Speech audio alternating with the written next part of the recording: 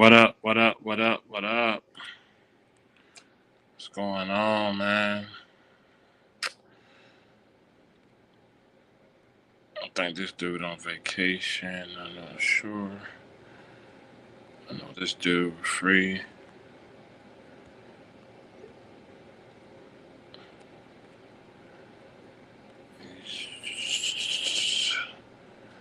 What up, y'all? What up? What up? Hope everybody having a good Friday. Wait 1 second.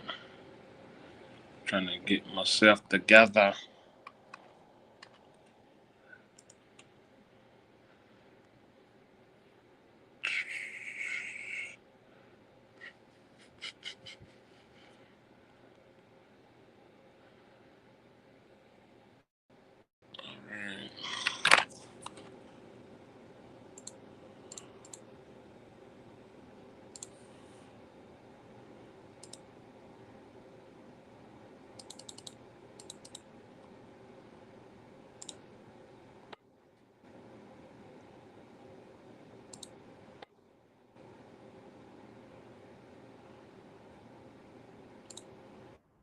What's up? What's up? Good, man.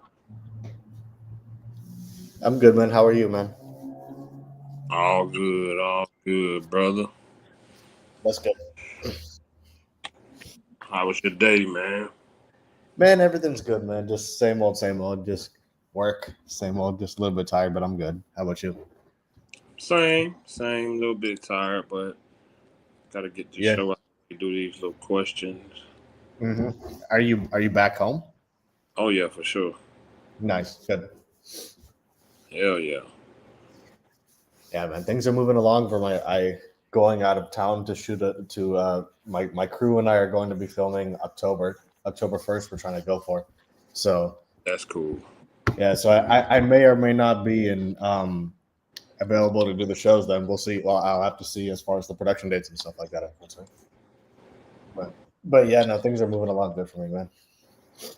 That's good. That's good. Phil, did you hear about the tractor trailer that fell out Delaware Memorial Bridge this morning on Oh no, commercial? They say no, Charlene. I didn't hear about that. That's terrible. that's horrible. That's freaking terrible. No, I didn't hear about that. It's a dangerous job. I'm still the floods that happen in Texas are sad, man. Beyond sad, man. That's Yeah, it's so crazy. so bad, bro.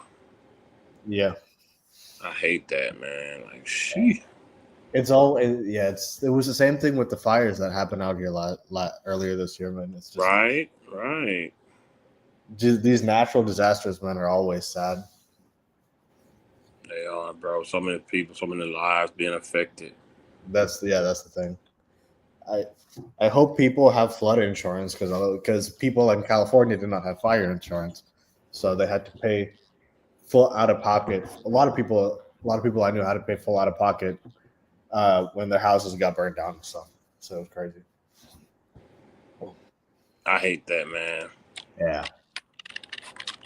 I really do. What's up, But Nate? we gonna get through these questions. We're not gonna be long for real. I'm ready when you are, man. Yeah. 1 second.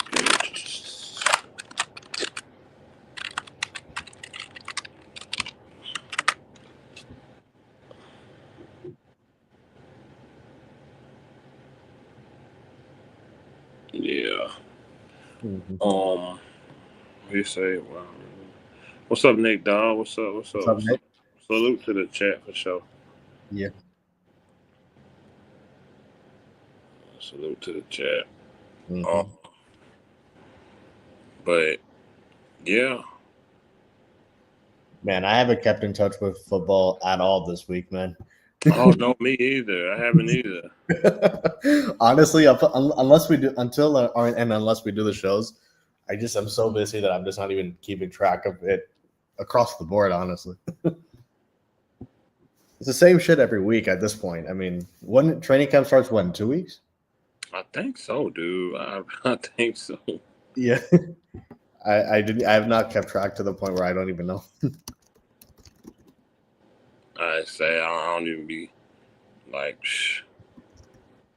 I think we can knock this out in an hour. Yeah, it starts on the 22nd and goes till August 13th. So that's 2 weeks. That's when it's 2 weeks. Yeah, the 22nd is when it starts. Dang.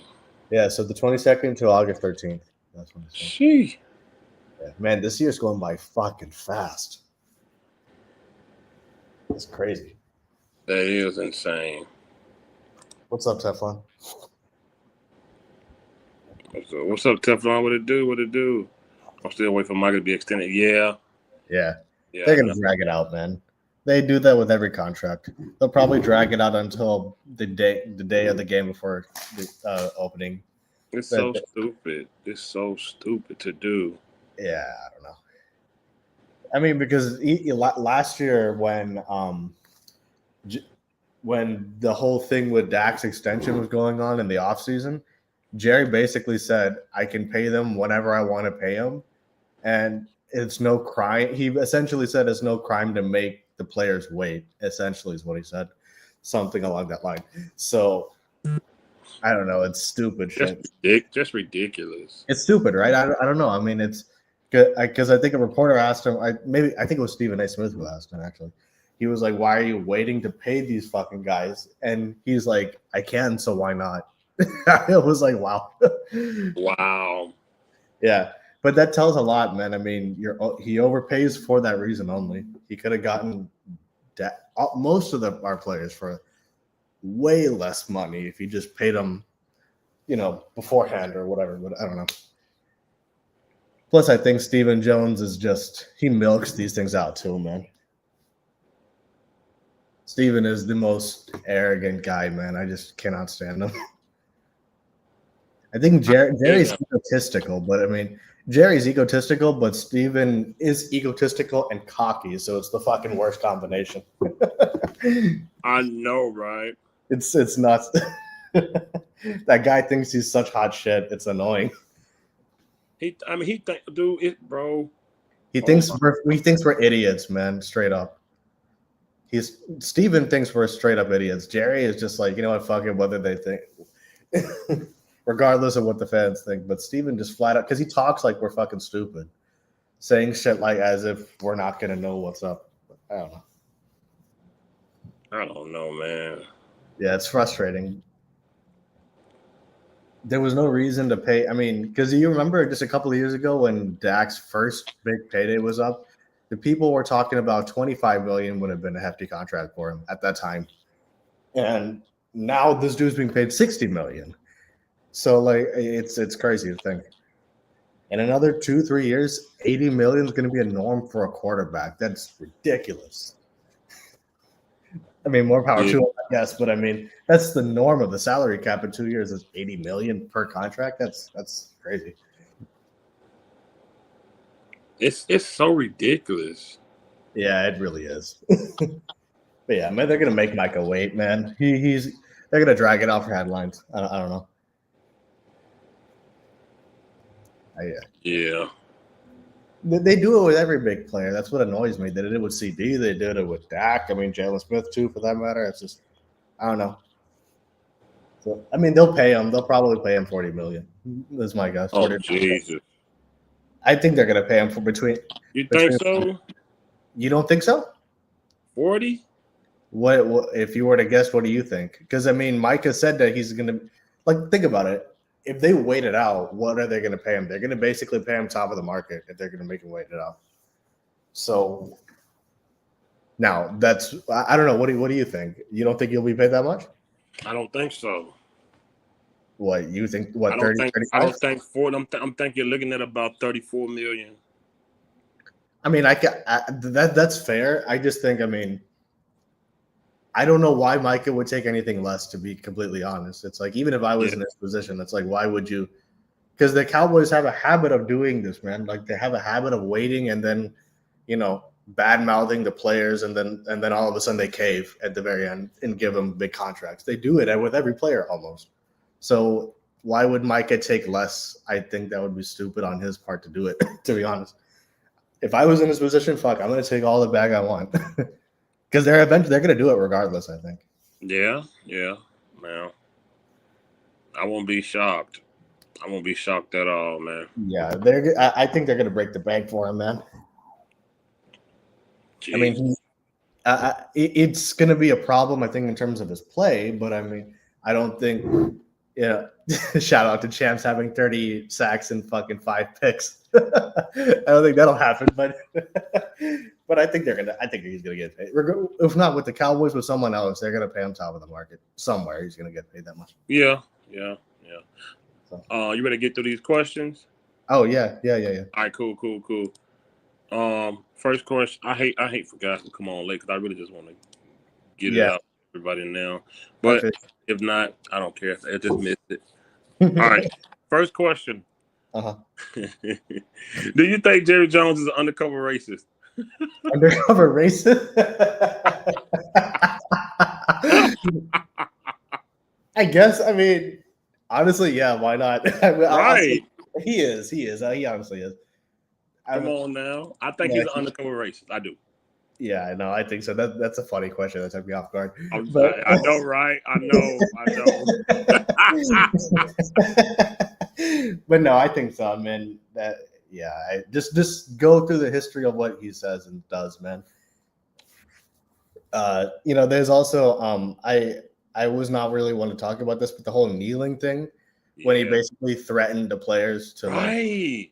Yeah, he was like, "Oh, you're not going to get paid if you kneel," and so like I was that was a little bit that really rubbed me the wrong way, to be honest.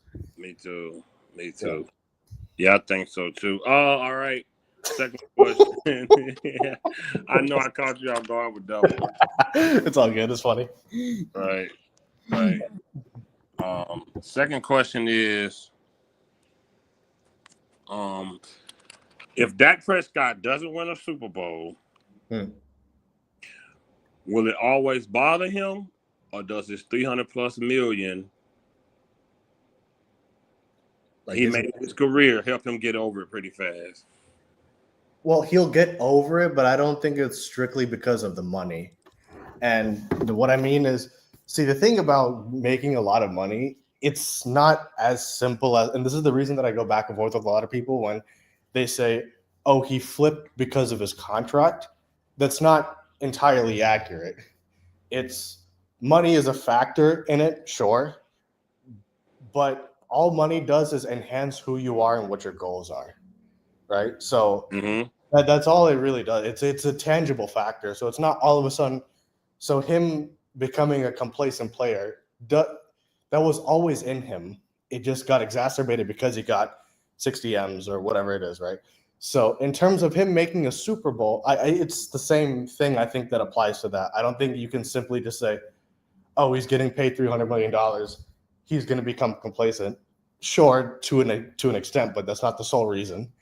He's gotten drunk off of the Cowboys Kool-Aid, man, plain and simple. I don't know what it is about this team to where he's a Garrett guy, if we're going to really look at it that way, because he says the same thing as Garrett. He sounds exactly like Jason Garrett.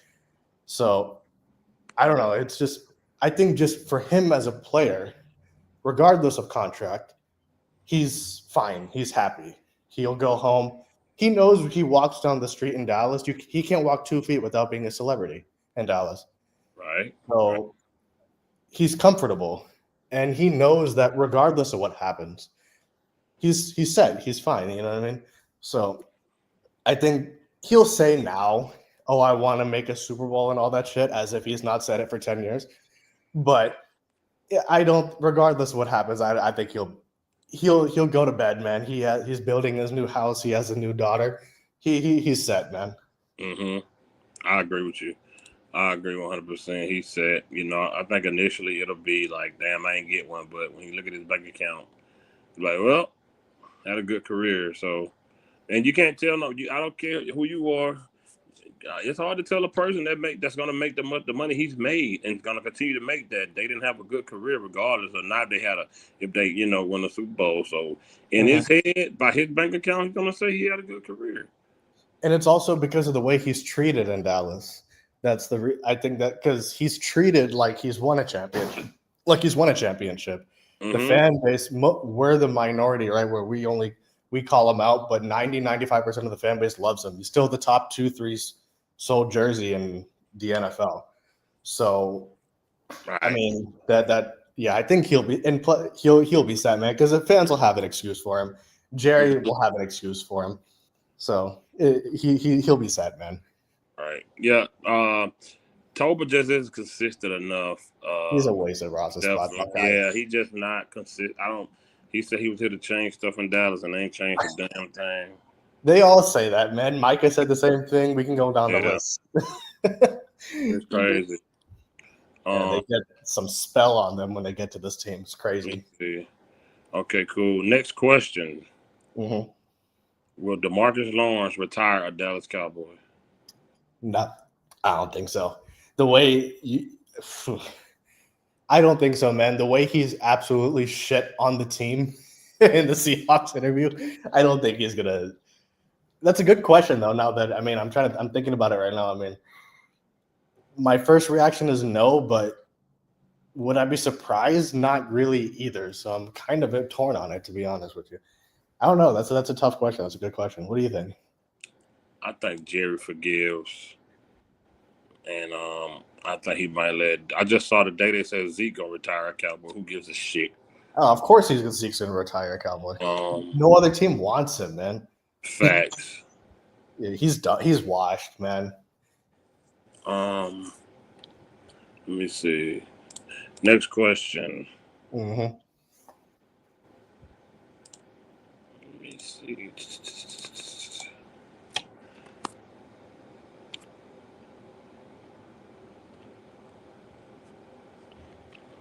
Your second child. Is that a gun? All right. Mm-hmm. On a scale of 1 to 10, how bad did Zeke hurt the team once he stopped taking care of his body? How much did he hurt the team on a scale of 1 to 10? How bad did Zeke hurt the team when he stopped taking care of his body? I would probably say a 6. And the reason I say a 6, it's not exclusive to him. I think it goes back to the quarterback, because Dak's game at the time was so dependent on Zeke that when Zeke lost a step due to him gaining weight, it affected Dak, because just Dak was like, you saw what happened when the 6-game suspension happened. He went completely off a cliff. Without Zeke, he was a completely different player, and he was just frankly, he was a horrible player, for being honest.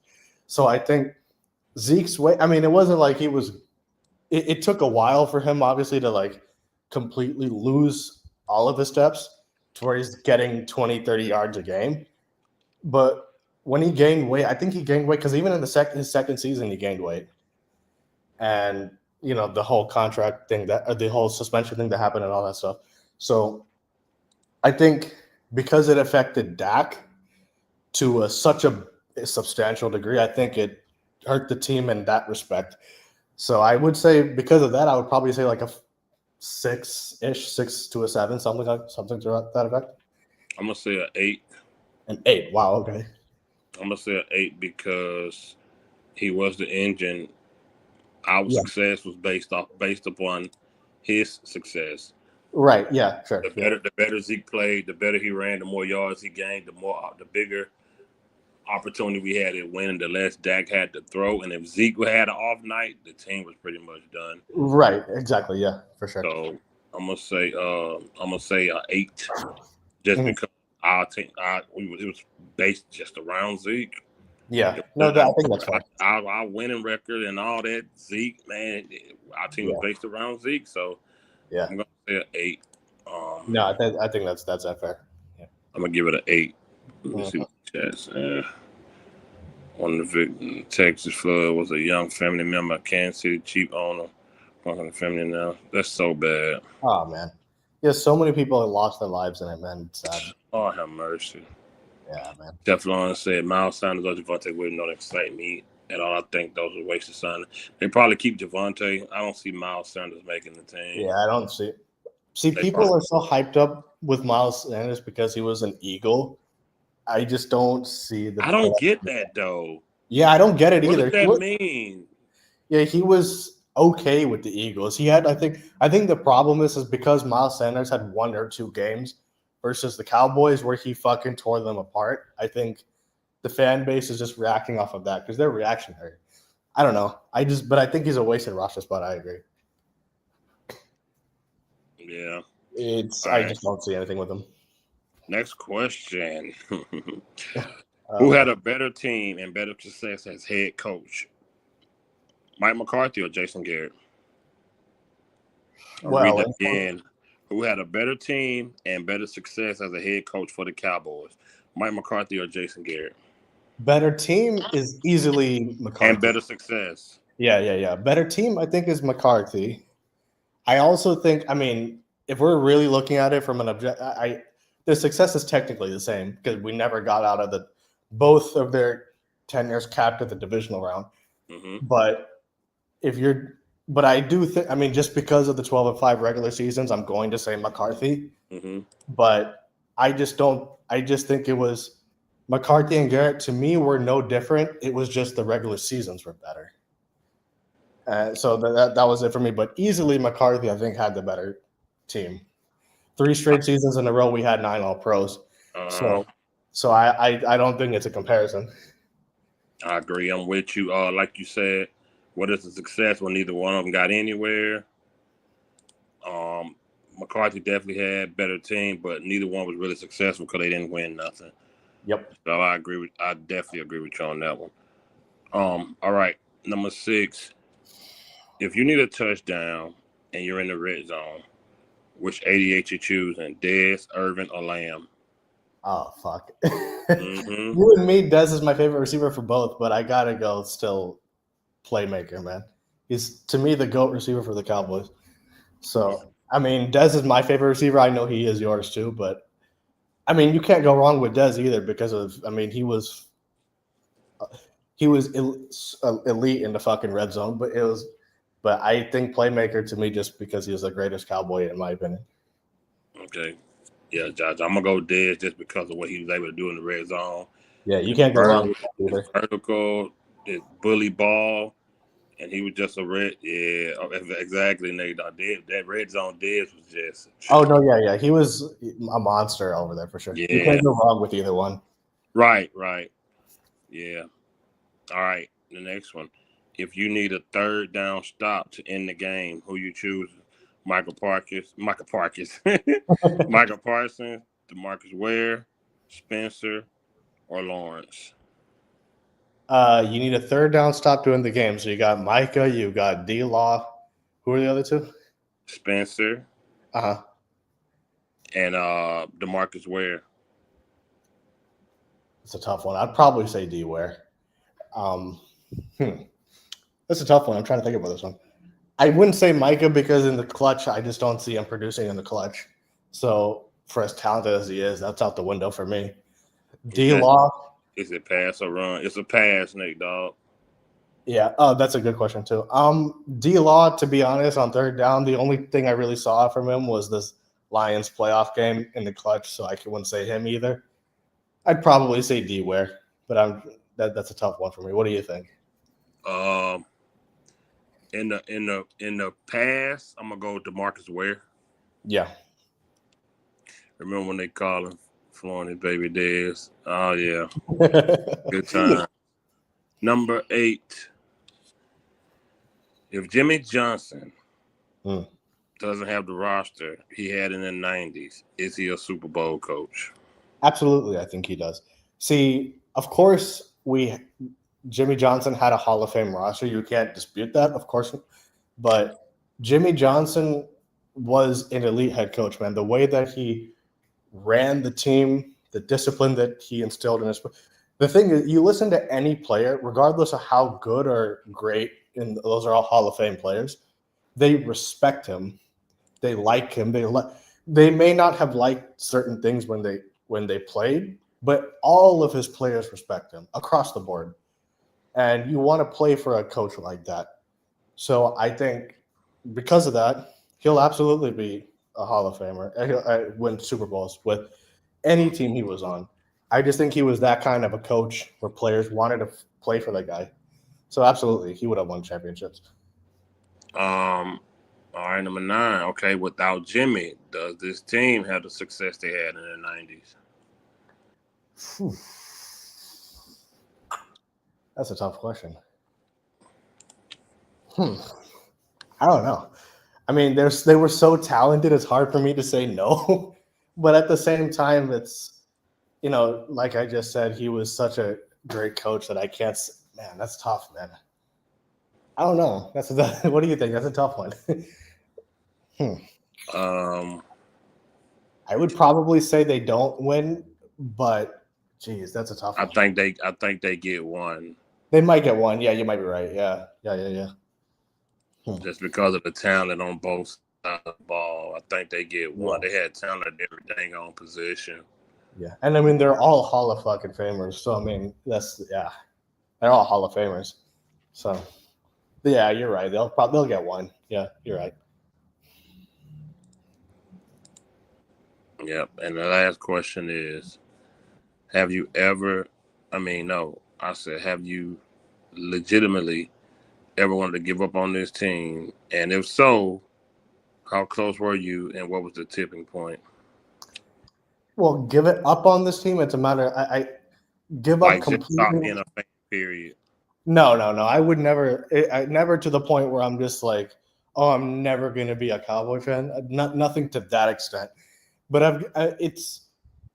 I mean, I wouldn't say I've come close to giving up, but I've come close to stop caring, if that makes sense. And what I mean is like, I'm never gonna not be a Cowboy fan. That's just you grew up in the Cowboy as a Cowboy fan, so did I. So that's just a part of me. I'm not gonna completely just give up.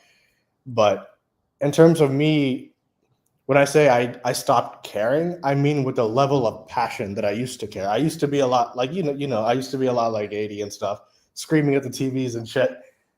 I just I just don't see the level of passion in them for me to become that passionate again. So, and they lose so much in the biggest games that it's just too frustrating to go on the roller coaster for me. Easily the one game that made me come close to just ripping their ass is the 49er 19-12 one. I just that was that one in the Packers game were two of the roughest playoff losses for me, easily. So, but no, I've never considered giving up as a fan. I've just tempered my expectations. I'll put it that way. Yeah, I think for me, honestly, if it wasn't for y'all, I don't even know if I'd have kept watching. I don't know if I'd have watched another season as Dak as quarterback after last year. Yeah, I really I'm with had you. mind to stop watching until he was gone after that Green Bay game. Yeah, no, I'm with you on that. I didn't want to watch. I Yeah. was done, bro. Like, you can go back to that live stream. I was just like, I'm over it, bro. I wasn't gonna watch another snap while Dak was the quarterback. Yeah. Seriously, I was really like at that point. I was like, nah, this is it. I Yeah. like there's no way you can be like this.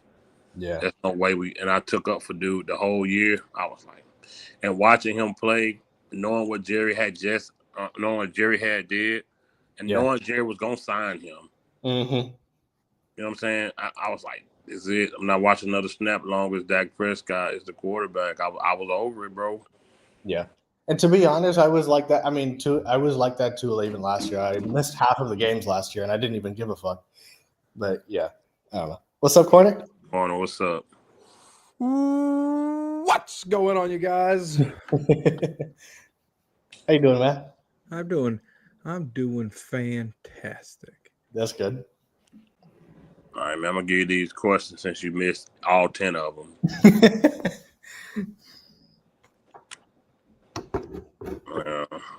So the first question is, do you think Jerry Jones is an undercover racist?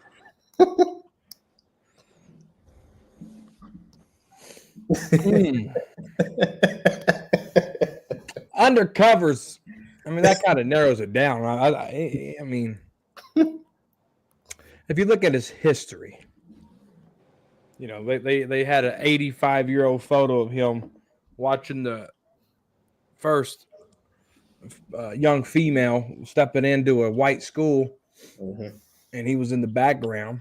Fast forward, to the John Gruden emails, to stuff that he said to Jamie Foxx and at training camp a few years ago.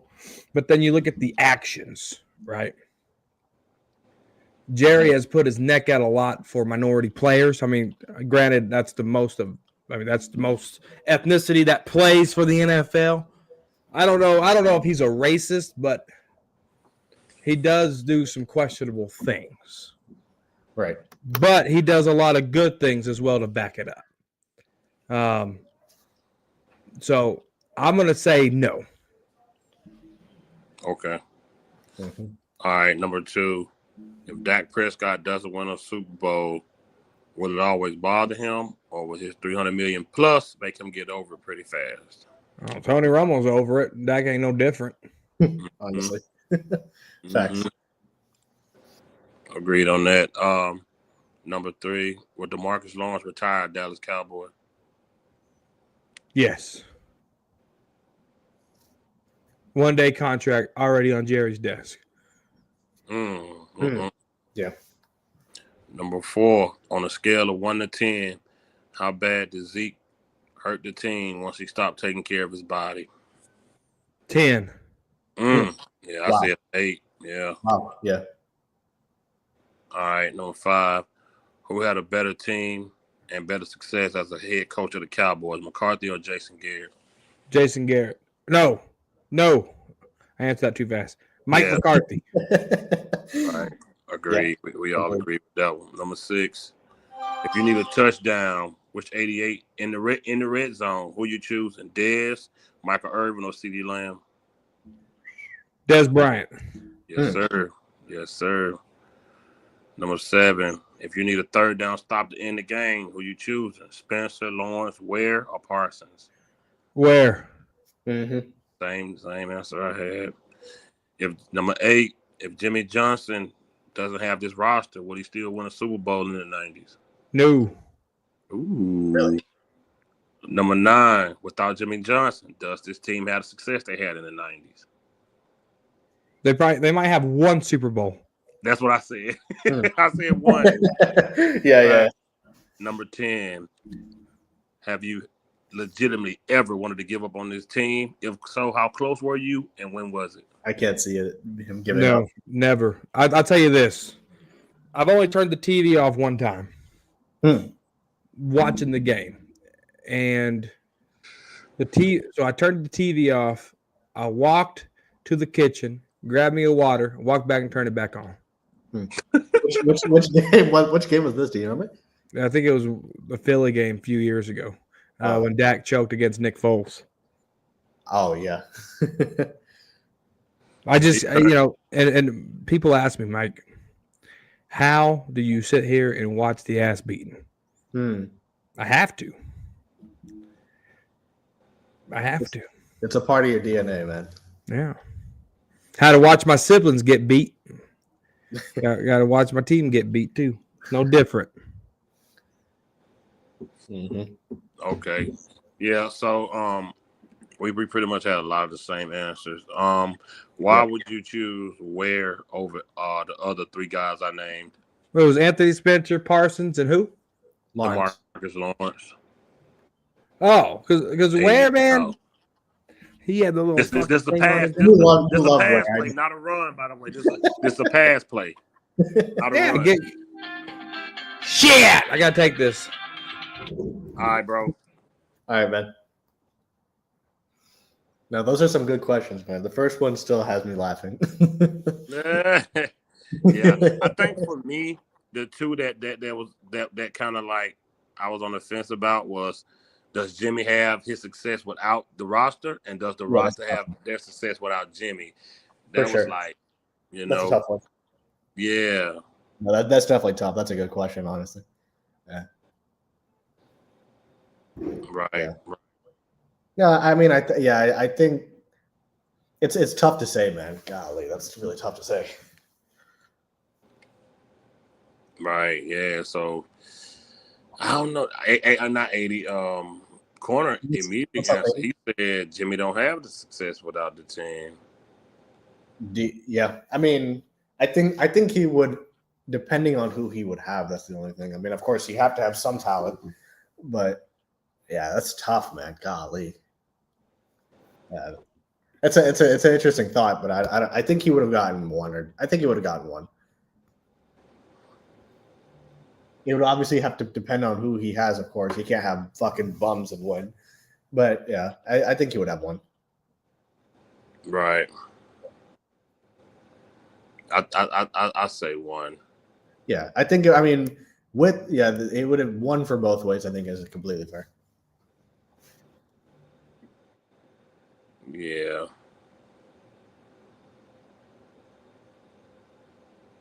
It's tough because you look at their roster; they were so stacked. You know. Oh yeah, for sure. Like, I mean, it's Hall of Famers across the board. All right, I'm back. Okay. Yeah, they were so stacked. I don't know. He said one more question: if we have Burrows or Mahomes during those 3, 12, and 5 seasons, do we have at least one championship? Definitely. Yes. Definitely. Yeah. You get them guys the roster we had. Jesus Christ. Yeah, definitely. We probably could have had two or three Super Bowls, honestly. And the defense plays better because the type of possessions flopped. Exactly. With Mahomes, with Mahomes, no question. We would have scored more than 12 points. We easily, man. Yeah, so definitely. So as I was saying, I just trust Ware more in that situation. Mike is a good player. Anthony Spitzer was always hurt. DeMarcus Lawrence is a good run defender. He had one good year as a pass rusher. I know with the 120 career Dallas Cowboys sacks, DeMarcus Ware can get it done. He played extremely well in the Super Bowl. So there was still a lot of gas in his tank, even when he left the Cowboys. Even his last game when he was all mummified. Yep. Now, he wasn't a good fourth quarterback sacker, but I would trust him more in his prime than I would with Parsons. Agreed.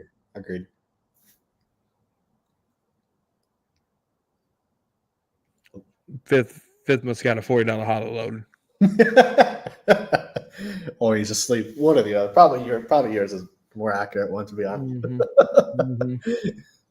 I bet he's at the ATM. He don't got his camera on, so he at the ATM right get now. A credit card or something. He said, "Got a call. Be right back." What did I tell you? Yeah, man.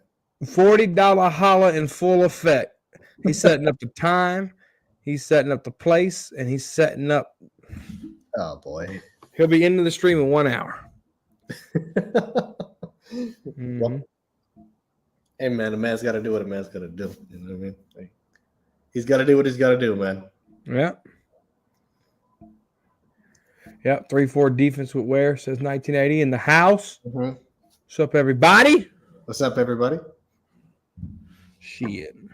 We're about 9 days away from training camp. It's on the 22nd, right? That's what I saw online. Yeah, players arrive on the 20th. Training camp starts on the 22nd. Nice. So we are 9 days away. Man. And then Cowboys play, what is it, August 5th or 9th? What is it? The 9th, August 9th is the first preseason game against the Rams. Saturday, 7 o'clock Central Time on Cowboys Corners page. We're streaming the game. You're going live for the preseason game? Like I did last year, yes, sir. Awesome. Corner, you think Goldberg? No. Old ass Goldberg ain't doing shit. Awesome, Chris. Yeah. I don't know who Chris is. He's joined the show a couple of times. You've been there when he's been on. I don't know who Chris is. You probably just forgot, but he's been on a couple of times. Cool guy, man. Micah Parsons should be in a 3-4 defense. Yeah, I agree. Yeah, you don't have to worry about his hand being in the dirt. Yeah. He can be your traditional stand-up linebacker. Yeah, it's weird, man. I mean, he's a great pass rusher, man, but just you look at Overshown, you look at Donovan Ezeraku, our second-round pick. You look at Micah. this team could go in a 3-4 direction. There was reports about Schottenheimer using multiples and Matt Eberflus using multiples. So we could see a lot of different packages on defense, 3-4, 4-3, stuff like that. All right. Mm-hmm. Does Eberflus typically run a 3-4, or what does he usually run? He runs a 4-3, but you mix in a little bit of 3-4 in that mug with Ezraku and Micah Parsons, bro. I'm really curious to see how Eberflus handles this defense, though. Oh, you're gonna love it, Eshawn. I'm sure. I have to have your faith in it, man. I have no idea, to be honest. You're gonna love it. You're gonna love it. A lot of people are hung up on the Rod Marinelli style defense because he was our linebackers coach there in Rod Marinelli's first year as defense coordinator. Mm-hmm. Remember, we had Monty Kiffin's old ass here, and then he finally left back to college, and then Rod Marinelli took over the defense. I don't know if you remember that or not. Yeah. But Matt Eberflus, linebackers coach. Just because I'm not familiar with Eberflus, what makes you so confident in him as a defensive coordinator? He's had success. I was extremely excited about Dan Quinn, and a lot of people on the panel wasn't. And I was excited for Dan Quinn because he had success as a defensive coordinator. Matt Eberflus has that. Sometimes, I mean, Dan Quinn was a good head coach for the Falcons, but he wasn't good enough. Mm-hmm. He came in back to the Cowboys to be a defensive coordinator, and he rejuvenated himself. Mm-hmm. And now he just took a rookie quarterback to an NFC championship game. Yeah. Right? And so now you look at it with Matt Eberflus, defensive coordinator, a successful one at that with the Colts. Then he went to the Bears, and it didn't work out. Granted, Dan Quinn took him to the Super Bowl. Matt Eberflus didn't when he was the head coach of the Bears.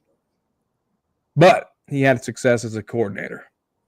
And with this talent, you can't convince me that it won't work. Because the talent's there. We talking about Deron Bland, Micah Parsons, Osa Odigizua. All right. There he's back. We're talking about Matt Eberflus. He's confident. He's confident in a fifth, man, with Eberflus, man. Yeah. 12-5. Shit. Say what you told me in that text message the other day, Fifth. What did I say? He said, "What did you say? Hopium." Oh yeah, hopium, titanium, lithium. That was a good one. That's good. Good. Hey man, if we go 12-5, shit, I'm gonna be fucking happy. I put in the group chat that I'm in a picture of this damn fucking Fox News, NFL Network. That's why they're going down the drain. That's why they're going to get shut down. That's why Rich Eisen went to ESPN. Mm-hmm. Crappy fake news network. They had us losing to the Chargers. They had us losing to the Raiders. Whoever we played week 14, they had us losing to. They had us losing to the Panthers. They had us losing to the Jets. They had us losing to the Bears. They had us going 8-9 or something, right? I forget. Yes. Man, we're beating the Panthers. We're beating the Jets. That's 10 wins right there. What kind of shit is that? Yeah, if we lose to the Panthers, fuck. God. If we start the season 1, 2, 3, 4, 5, 1-5, I will show you my right titty. We don't want to see. I'm good. If we start the season 1-5, I'll show you my right titty. I'm good. Thanks for the offer, brother. I will show you my right titty. Maybe Fitz wants to see it with this $40, but I don't. I'm good, man. No, sir. That's a $30 titty, first of all. Yeah. Don't want to see a chalupa. $60 for the pair. $60 for the pair. Make it 55. Make it 55. He talking about he's stupid, man. This dude crazy, y'all. Oh, Jesus Christ. Let me ask you this, Corner. Why the confidence with the 12-5? I mean, you look at our moves, what you did, what we did here, and you look at the mindset that these coaches have, and you look at the players. You know, they're not just talking about it; they're smiling, they're lighting up. You know, they're excited what's coming. And Mike McCarthy lied to us immediately about, you know, watching all the tape and knowing what's wrong with this. Sure, I mean, he did something that since Jimmy Johnson was winning consecutive winning seasons like that. 91, 92, 93. Yep. And so when you look at that aspect of it, you know, there was a lot of things that we could have done better. Schottenheimer sat behind it and was able to see it.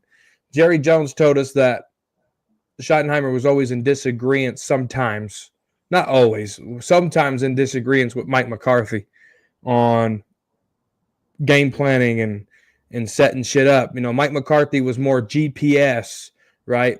Reps so you don't get hurt. Schottenheimer is more full tempo. You know, Jason Garrett type styling, but I think a better mindset. Jason Garrett was too smart for his own good. You know, you're talking about a Princeton guy. You know, Schottenheimer, he's more real. He ain't up there robotic. You know, he ain't just, you know, being up there trying to pull like a Bill Belichick type stuff. He's still being the same person. And then when you boil that in with Clayton Adams and Connor Riley and Matt Eberflus and what they were able to do of turning this whole offensive system around, and they only keep it Lunda Wells, you have to appreciate that. And then not only did they go get 2 free agency and Miles Sanders and Javonte Williams, it looked cheap at the beginning, but then they're able to go get Jadon Blue and Phil Maffa. So they were able to go get some free agents and still go draft, right?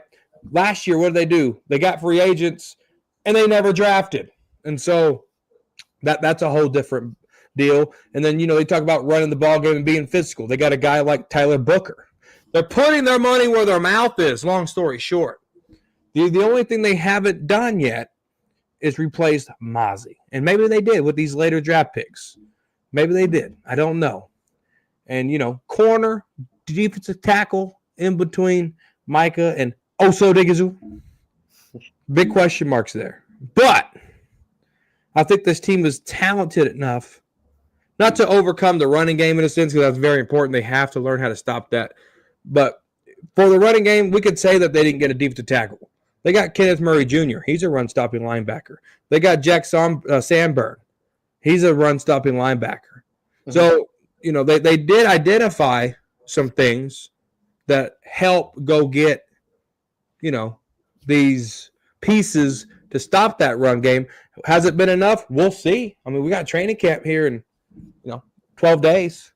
But I think I'm more optimistic because I know what this team is capable of when healthy. I mean, I'm not just going to overlook that we didn't win 36 games in 3 years. I'm not going to overlook that. You can't overlook that. There's no way. And, if Dak has a good running game, which I think he will, then that tends to lead to success from what I see from Dak Prescott. Tough schedule. I get it. Playing the Chiefs, playing the AFC West period is tough. They've owned us. The Cardinals have owned us. But I'm not going to go off history. I'm going off the now. And the now tells me that this team is in a lot better shape than what it was last year. We didn't have a solid number 2. We went and got Pickens. We had old-ass Zeke here. Now we got Javonte Williams and Phil Maffa and Jadon Blue. Zach Martin was long in the tooth. We just got Tyler Booker. Tyler Smith's still there. What can Tyler Guyton do? But guess what? If Tyler Guyton don't work out, we still got Awesome Richards. Terrence Steele, can he do something there? So, this offensive line ain't total garbage. This running game can be efficient. And they're going to play a whole new style of run game. And we're going to sit here and we're going to enjoy it. And I can't wait to see it here in 12 days. No, I definitely can't wait to see it. Yeah. But like I said, man, I just want to see it. I'm at the point as a fan, I just got to see it in the games in the season to believe it, man. That's just it. But I have no problem with what you're saying. I just can't put my faith right now. But that is not to say that I'm pessimistic either. I just have to see it to believe it on the field. That's it. Well, I mean, that's easy to say, you know. Oh, I know, but I'm just. I mean, that's easy to say. I'm looking at the picture though. I'm looking at the pieces. We can look at the picture and say, well, I gotta see the picture come together. I'm looking at each piece in the picture, and it's connecting for me. Yeah, no, I just think the reason I say that's only because we have, at least for myself, I've predicted so many times heading into the season, oh, we're going to do this, that, and a third, and it never came into fruition. So, you know, just personally for me as a fan, I just am past predictions. I just want to see it on the field. That isn't to say that I'm not excited, because I definitely am excited to see what happens in the season, but I'm just past predictions for myself personally. That's it.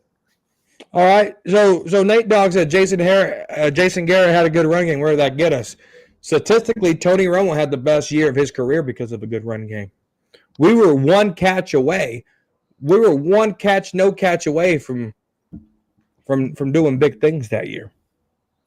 You look at Dak's rookie year as a quarterback. We trash on Dak a lot.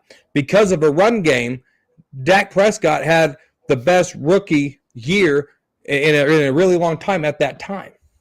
So the run game has been really good, and it has done a lot of good things for us. Have we been satisfied with the championship? No. Can we blame that a lot on coaching? Yes. And so when you look at it, if you tell me that a good run game doesn't work because Jason Garrett had it and it didn't work, you're full of yourself. If a good run game works, why would you not want that? Because you know what it can do for you. DeMarco Murray, Zeke Elliott, Emmitt Smith. We've seen it on the Cowboys in each of the decades. We've seen Marion Barber. We've seen it. And to sit here and say, what has it done? It's got us a long way. You know, you look at Romo dropping the snap at Seattle. That could have been a good year. You look at the Cabo in 2007. That could have been a good year. There's been unforeseen circumstances that have hurt this team when they've had good run games. And you can't dispute that. 50 there, man. What were you quiet? So he's saying, when they said they've seen it before and they've heard it before, like Frank said, yeah, I heard it all before. We've seen it before. I'm asking why would it be different now? Because DeMarco Murray and Zeke, they tore it up. I don't think any of these running backs is gonna do DeMarco Murray and Zeke did. So why would it be more of a success with less of, the running? I guess is what I'm asking. 1980 and a half. Oh, 80, what's happening, man? What's going on, man? Woo, tired, bro. Yeah, I feel that. How you doing, man? Pretty good. Can't complain too much. So if you complain too much, the Lord will start taking stuff away from you. So let me just keep it balanced. Okay. I feel you. Can y'all hear me? Yeah. I guess what I'm saying, Corner, is we've had two guys that tore it up. We can't say these guys are going to have Zeke or DeMarco Murray type of success. So, now, I'm not saying that these running backs are going to get 1,800 yards like DeMarco Murray did. Not saying that at all. What I'm saying is this running game can be effective enough where it will help Prescott more. I think we're all in agreement that we don't want Prescott throwing more than 35 times. Yeah. Right. A decent running game helps that. A good defense helps that, because if these defense can get the necessary stops, get the ball back in the offense's hands, and we go run the football more, play action more, and set things up, little dink and dunks. If George Pickens is giving up all routes, give him short routes, feed him the ball, and then you open it up top with the good running game and play action, right? And I think that's the approach Schottenheimer wants to take. They haven't talked a lot about this playbook. They haven't answered a lot of questions yet about this playbook. I think it's preseason. We ain't going to be able to know. We ain't going to know anything until week 1. Everything's going to be vanilla. I bet Kellen Moore's playbook is set up for preseason. Just to throw these guys on a loop. Just to piss some Cowboy fans off. I bet they got Kellen Moore's little vanilla playbook lined up, and then week 1, bam! Man, we ain't never seen that play before. Oh, shit, no jet sweeps. Hey, I'm liking this. Oh, shit, we got Turpin on a deep route. Man, okay. We're going to like some things. There's a lot of speed elements. and there's a lot of powerhouse. And I think that's going to help this team. Hey, Ada, did you get a chance to hear the 10 questions? No, I didn't get all of them. I kind of came in. Let me get my tail headphones. end. Don't ask nothing yet. I want to hear his answer. Yeah, but do you that if opposing team's game plan is to stop our run and they stop our run? That's a good question. Wait, let me read one. Do you trust Dak and opposing team's game plan and stuff? Nope, I don't. Fine, baby. Not if it's a good team. I don't trust him. This man cat calling. You didn't know that? There he goes. Okay, 80. Since I'm gonna get your answer to these, man. First question is: do you think Jerry Jones is undercover racist?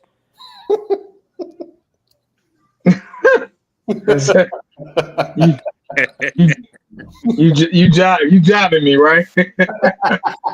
That's literally the first. We all answered it, man. It's literally the first question on here. Yeah, we all answered it, man. Y'all come on. Come on, man. We all answered it, man. It's crazy. Ooh. Let me get that one last. Go. What's the next one? Number 2, if Dak Prescott doesn't win a Super Bowl, will it always bother him, or will his $300+ million that he's making his career help him get over it quick? I don't think it would bother him as much as it bothers us. Mm-hmm. Oh, yeah, it doesn't bother him because you could tell right now. And I started to make a video earlier about Dak Prescott talking about his hamstring, how he feels great. You know how many times we've heard that from different players in the past. Yeah. Talking about I'm a full recovery. I'll be back 100%, all that stuff. Just the way he conducts himself in his interviews is like, man, he acts like he's a larger than life superstar, like he's won Super Bowl. So I don't think it would bother him as much as it does us. I agree. okay. That's a good answer. All right. So the next one is, will DeMarcus Lawrence retire a Dallas Cowboy? Nah. Nope. Left on a bad note. Yeah, no 2-week notice. You just quit. You know how you leave a job, no 2 weeks, you can't come back. Yeah. Yeah, they tell you now. You got a lot of guys trying to come back. They just quit. And he didn't just quit. Well, he quit, but he didn't. Just the way he. I don't know, man. He just had too much negativity around him, man. I don't know. That was a quick no. Agreed.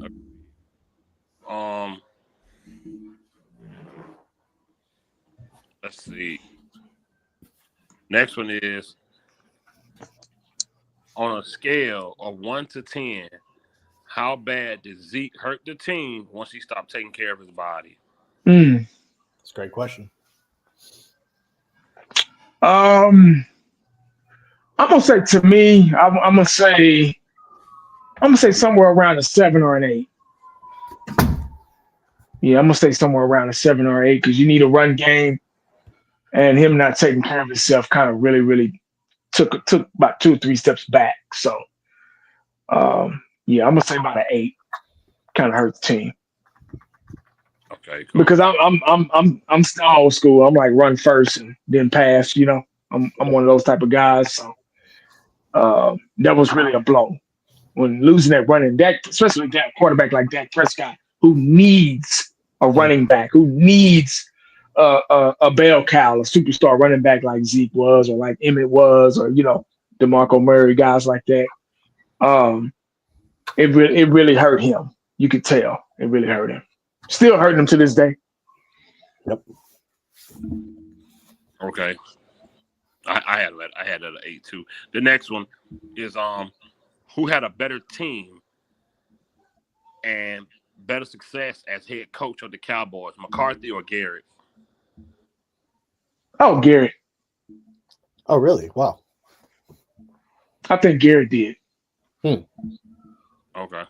I'm not gonna say he was the better coach, but Garrett had a lot of talent. McCarthy had talent, but not for that long. Garrett had talent for a long time. Garrett kind of got the tail end of almost, I want to say, Parcells' development, like Romo and guys like that. And then because he was a quarterback, and he was with the staff, and he came back. He left the Giants, I think, something like that.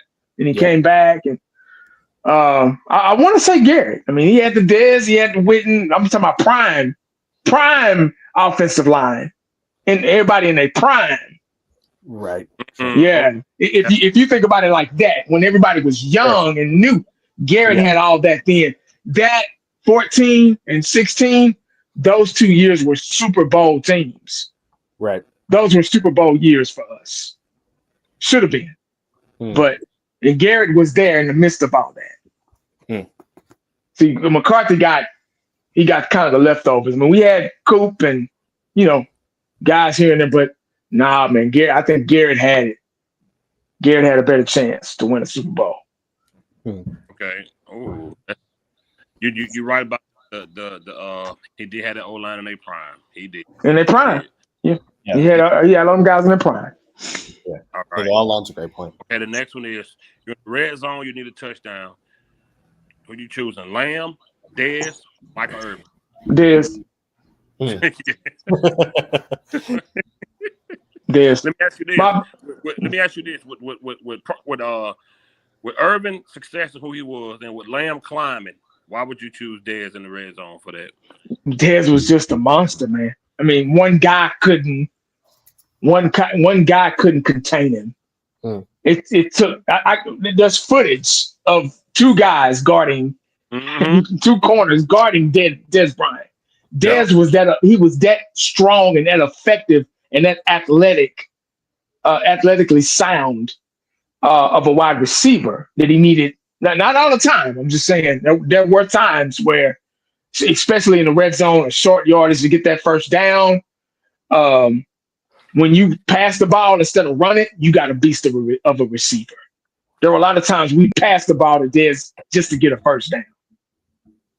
Dez was special, man. Michael Irvin, I love him to death. He's one of my all-time favorite receivers behind Jerry Rice. With Jerry Rice on one side, Michael Irvin on the other. But that question you just asked me it'd be Dez. CeeDee Lamb is developing into a really good route runner. He's progressing.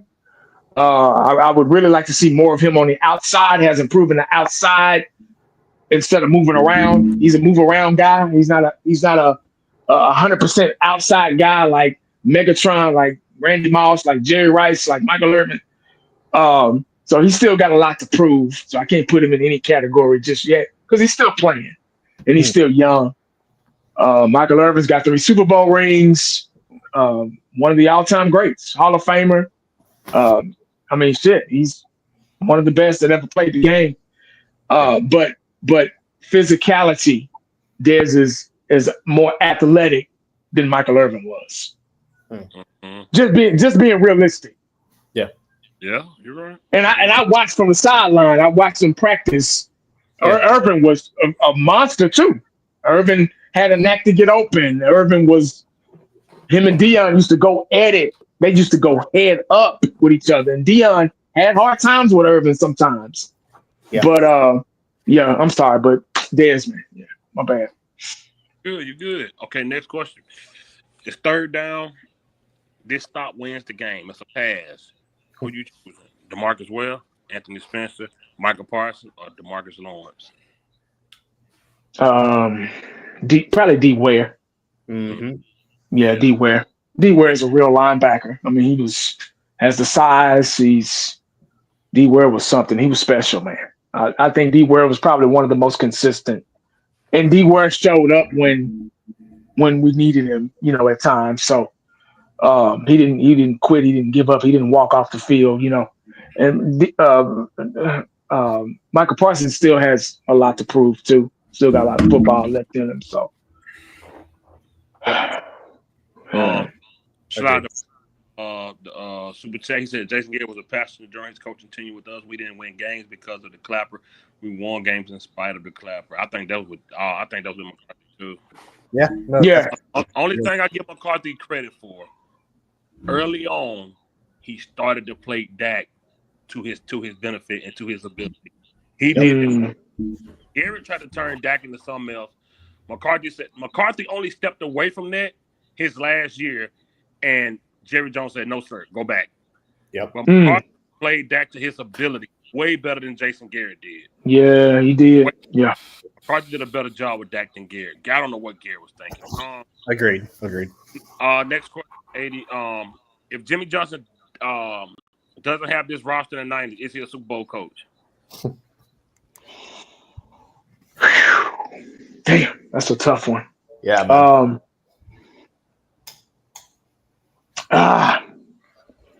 I know Jimmy Johnson.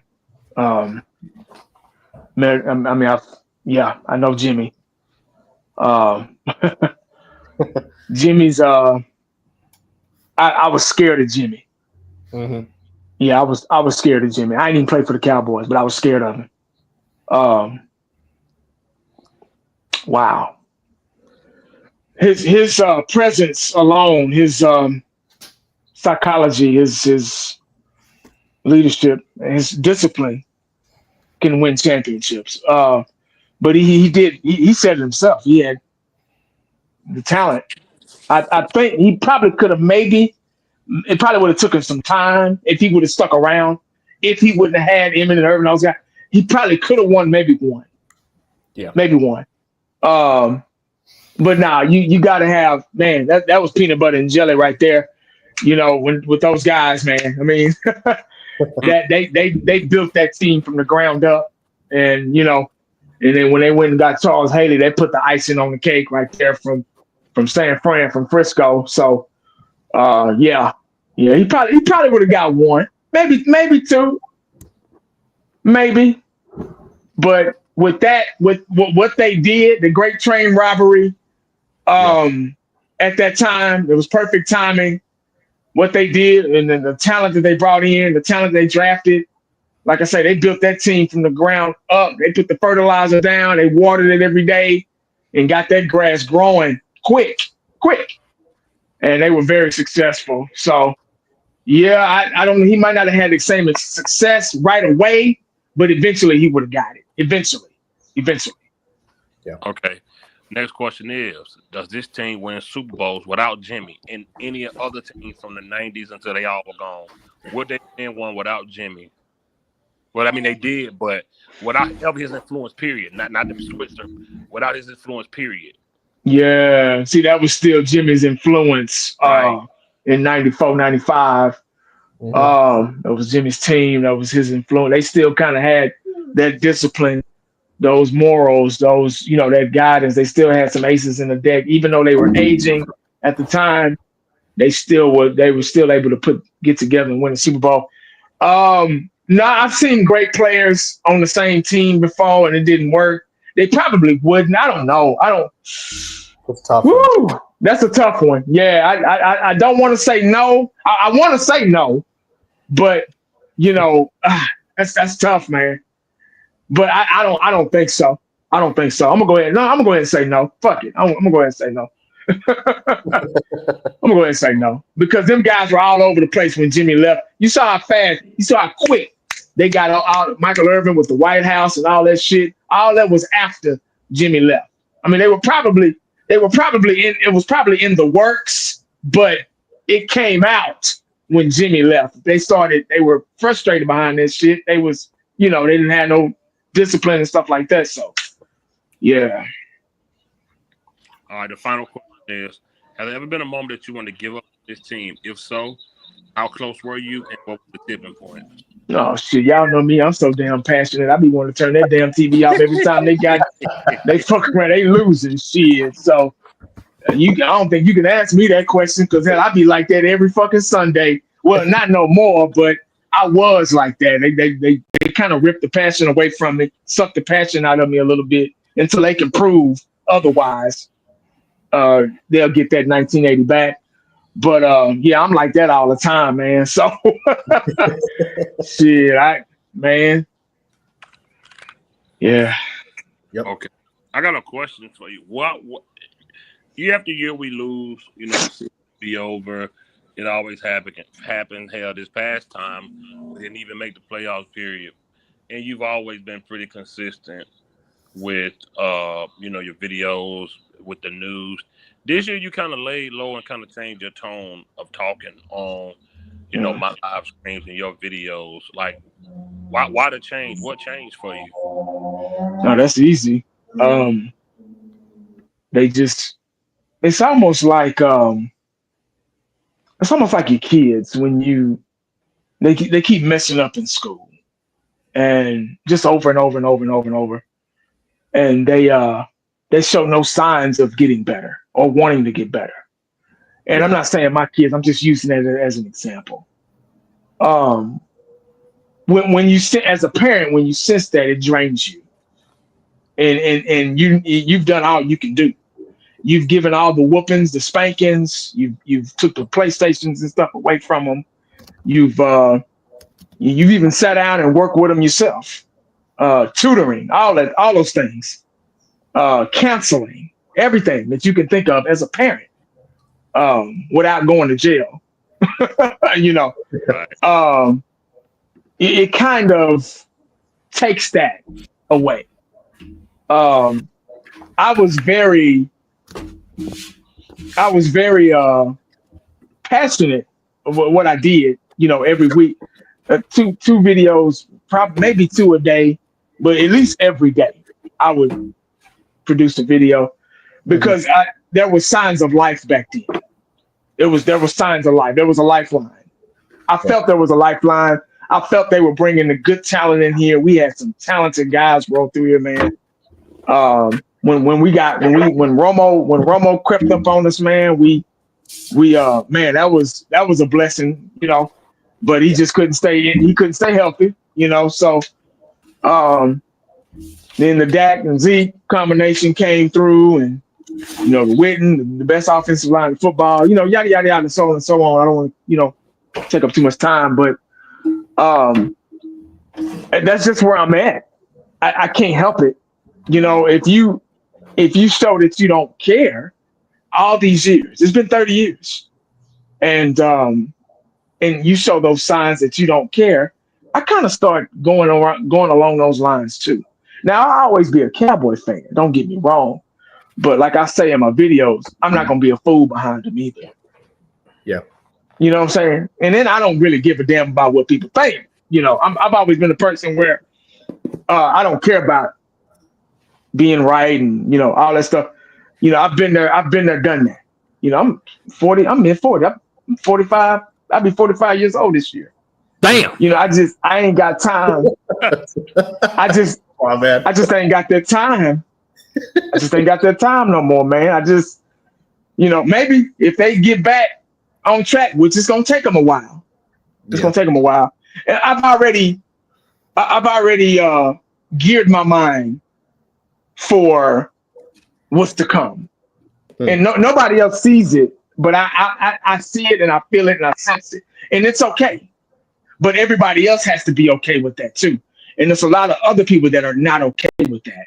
They're go Cowboys, we're gonna be fine. Everything's gonna be, and that's fine. If that's them, if that's the approach they want to go, more power to you.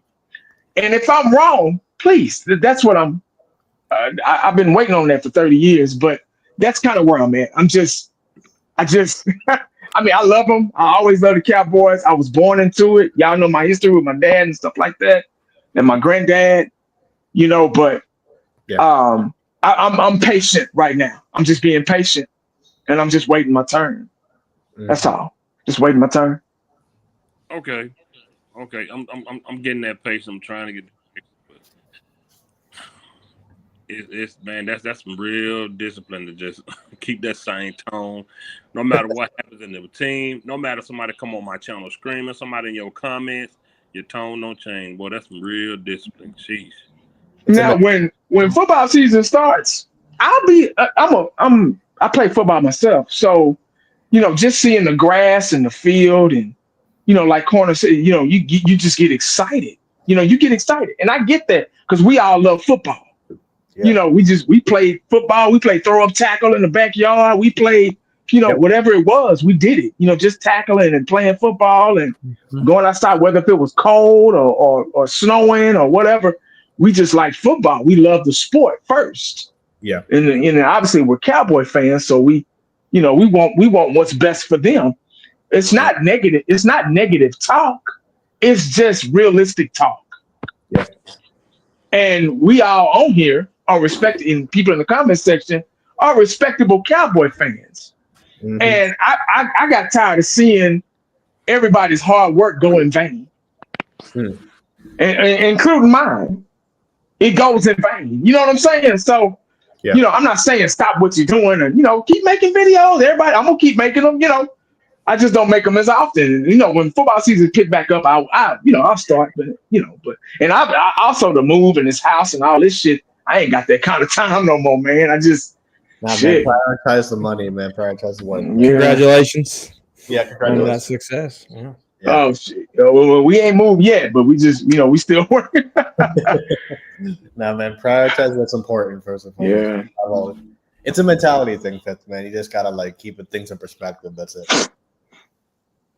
I don't have the energy, and I hate to say, I'm embarrassed to say it, but I love watching y'all, and when certain people get on and they want to argue with you and all this stuff, you kind of freely open the floor, open the mic to strangers. Yeah. You don't have to do that, but you do that because you want to hear.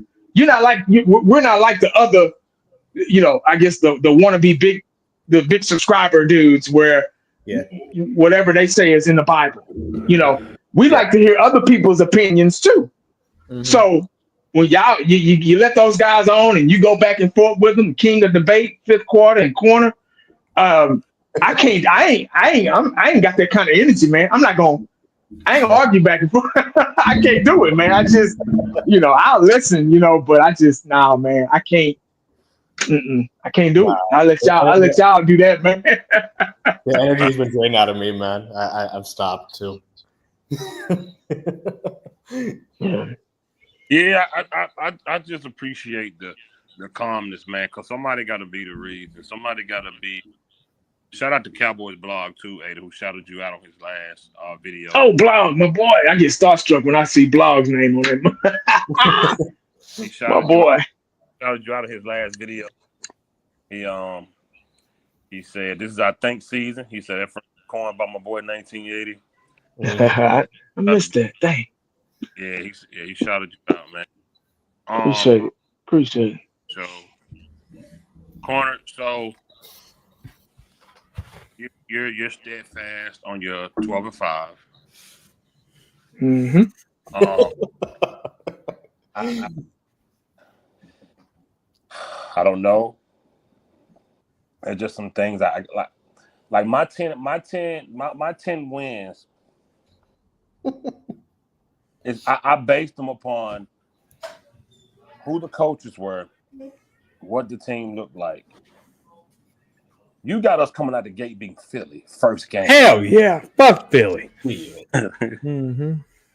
You got us coming out the gate being Philly, bro. You're a bad man for that one. Yeah. This team is experienced. They know how to win. They just won their second Super Bowl in 6 years.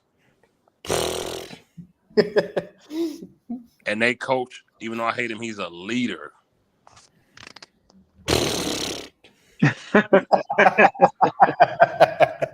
Now, God, I don't think you logically believe we can beat them. I just think that's just you being a fan and not liking Philly is just saying it. Because there's nothing. I agree, but corner. we haven't seen this team do nothing.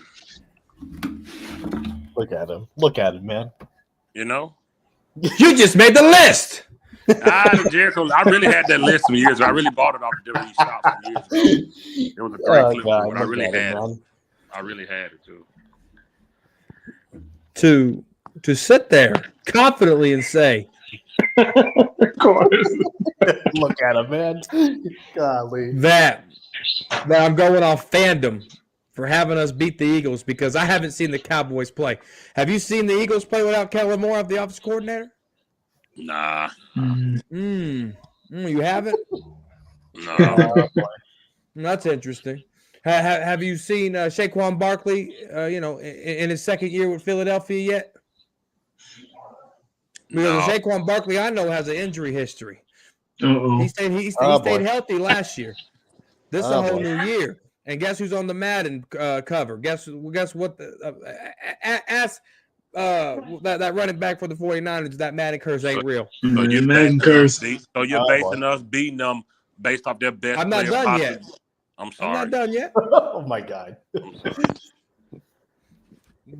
There's things that say we can lose, and there's things that say we can win. Okay. When I look at a healthy Cowboys roster, which we still got training camp and preseason to go through, I pray that we can stay healthy. And same thing with Philly. I hope they can stay healthy too. But when you look at a healthy Eagles team and you look at a healthy Cowboys team, Dak Prescott can beat Jalen Hurts, and he's proved it. It might have took overtime, but he's beat Jalen Hurts. This defense has beat Jalen Hurts. So when I look at they're the reigning Super Bowl champions, but they had turnover just like we did. Gardner Johnson, he ain't there no more. Darius Slay, he ain't there no more. See what I'm saying?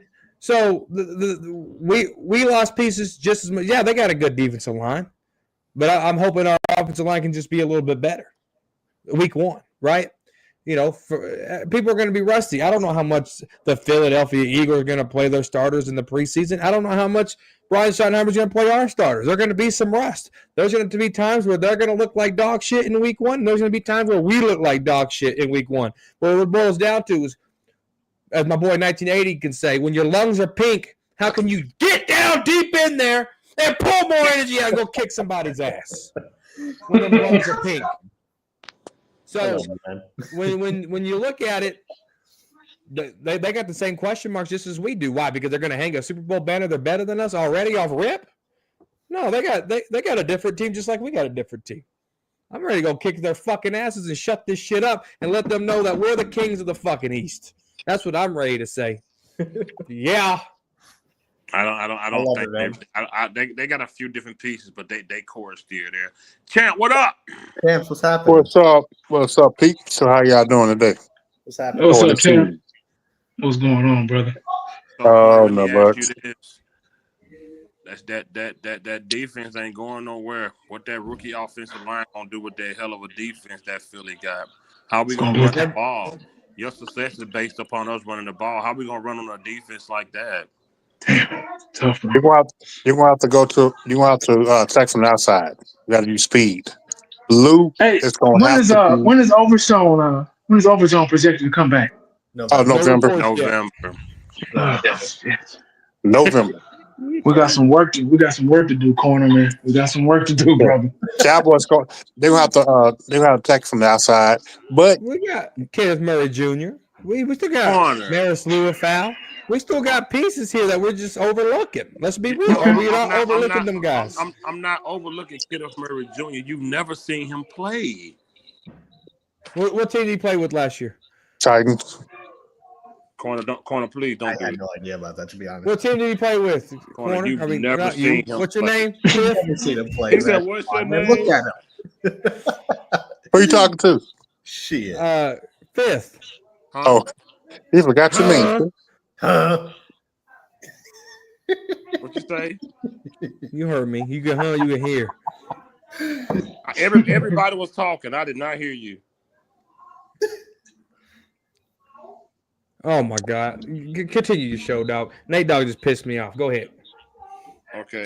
Well, I would say the Cowboys got to attack from the outside. God, Nate, come on, man. I knew who Kenneth Murray Jr. played for. I had no idea, to be honest. I knew that. He's out of Oklahoma. I know who Kenneth Murray Jr. is. He's lying. I watch college football. I know who he is. But what does that mean? What does that mean for us? We never seen corner.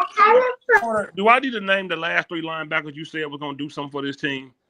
Do we got to go down this road? I don't want to do this Friday night. Oh, boy. Go ahead. Name them. I name them for you. Rashad Evans.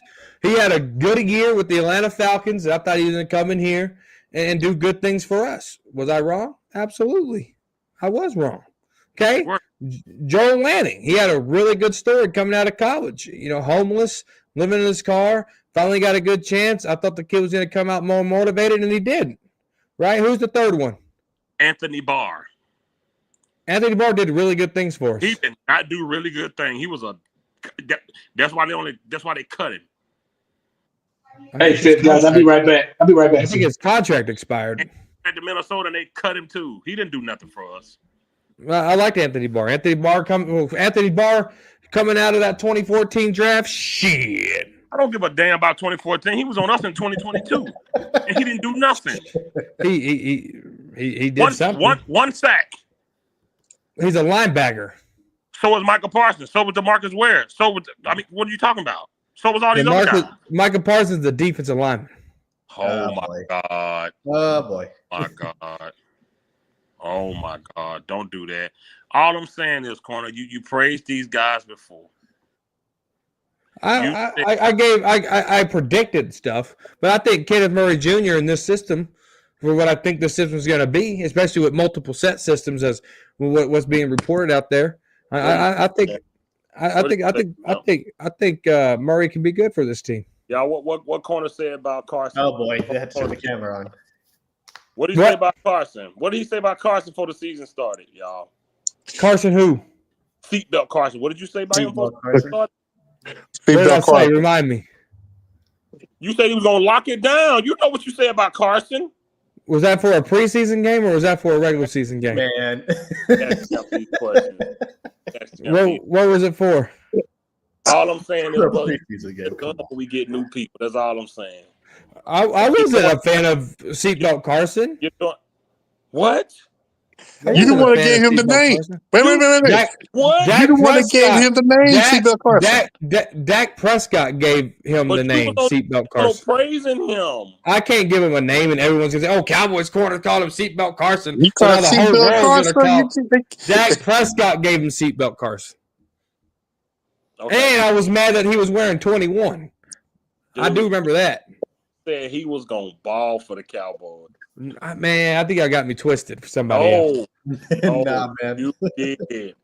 You did, dude. Yes, no, I don't. Nate Dogg, put the link in where I said that. If I said it at all. Oh, you did. All I'm saying is we just need to slow down with the Kenneth Murray Jr. Why? Because you just said we got Kenneth Murray Jr. and you put it in the same breath as Saquon. What have you seen? Saquon? He's a running back. We're talking about a linebacker. Yeah, what have you seen? You started mentioning linebackers when I was talking about the other team running game. Right. You're going to praise one and knock the other? We're not going to be balanced here? All I'm saying is we don't know what this man going to do for us, bro. But you know what Saquon's going to do? He's not on my team. But you brought him up. And that's how I brought up Murray. You brought him up. No, you brought him up. You brought up Saquon. No, you did. No, you did. You said Dak's better than You brought him up last. I love you too. You brought him up first. Look at this shit. I was making a point about the Madden curse. No. And then I said, so you're saying our winning is based upon him getting hurt. That's all I said. Well, I never answered that question. I went back into let me finish. But I'm just showing you I didn't bring it up. But you brought it up last. I didn't bring it up last. I just tell you what you were saying.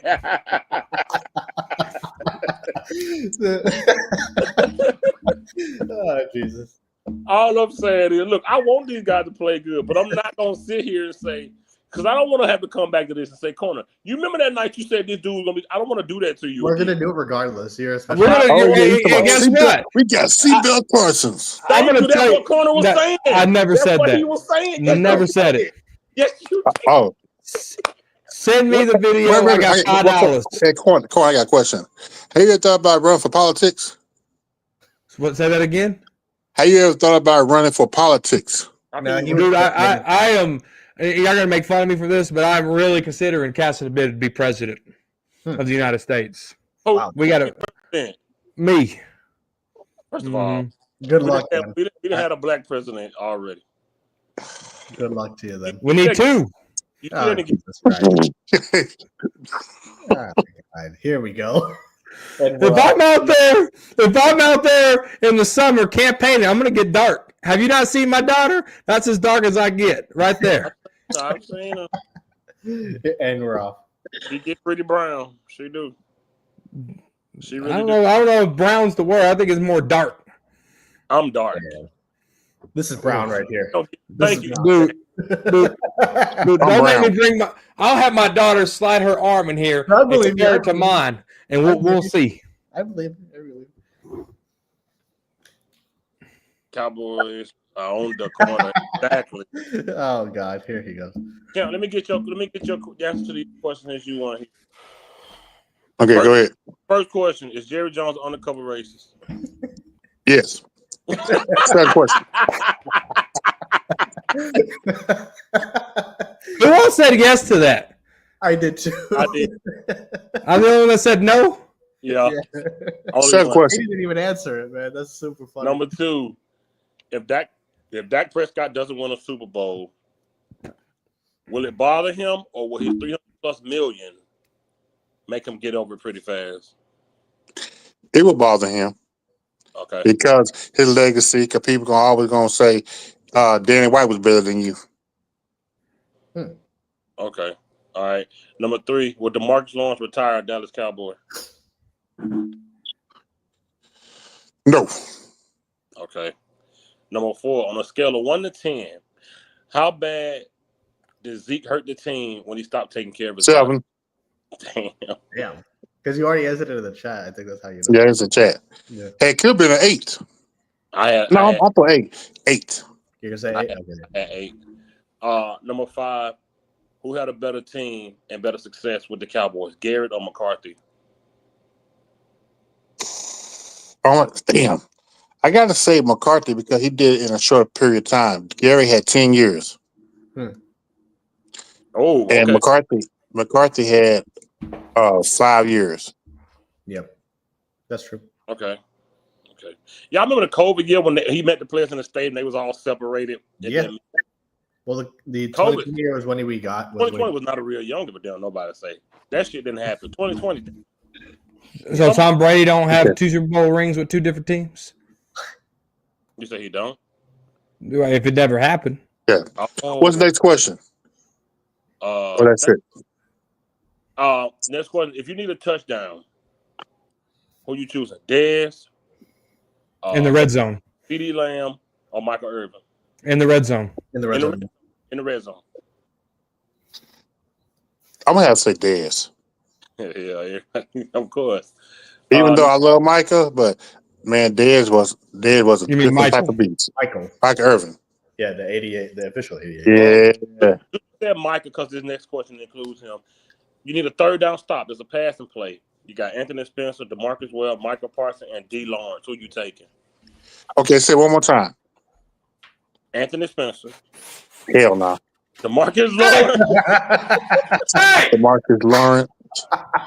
You know, okay, what else? like Spencer, DeMarcus Ware, and Michael Parsons.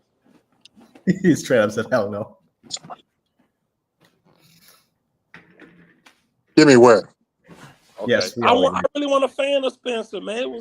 I wasn't a fan of him either, to be honest. What number did he wear, Eshawn? To be honest, I don't remember. I don't remember either. 93. I didn't even remember that. Yeah, I didn't even know. What was Jeremy Mincy? What was Jeremy Mincy? 93. 93 also? No. Hold on. He was 92. Jeremy Mincy was 92. I don't remember.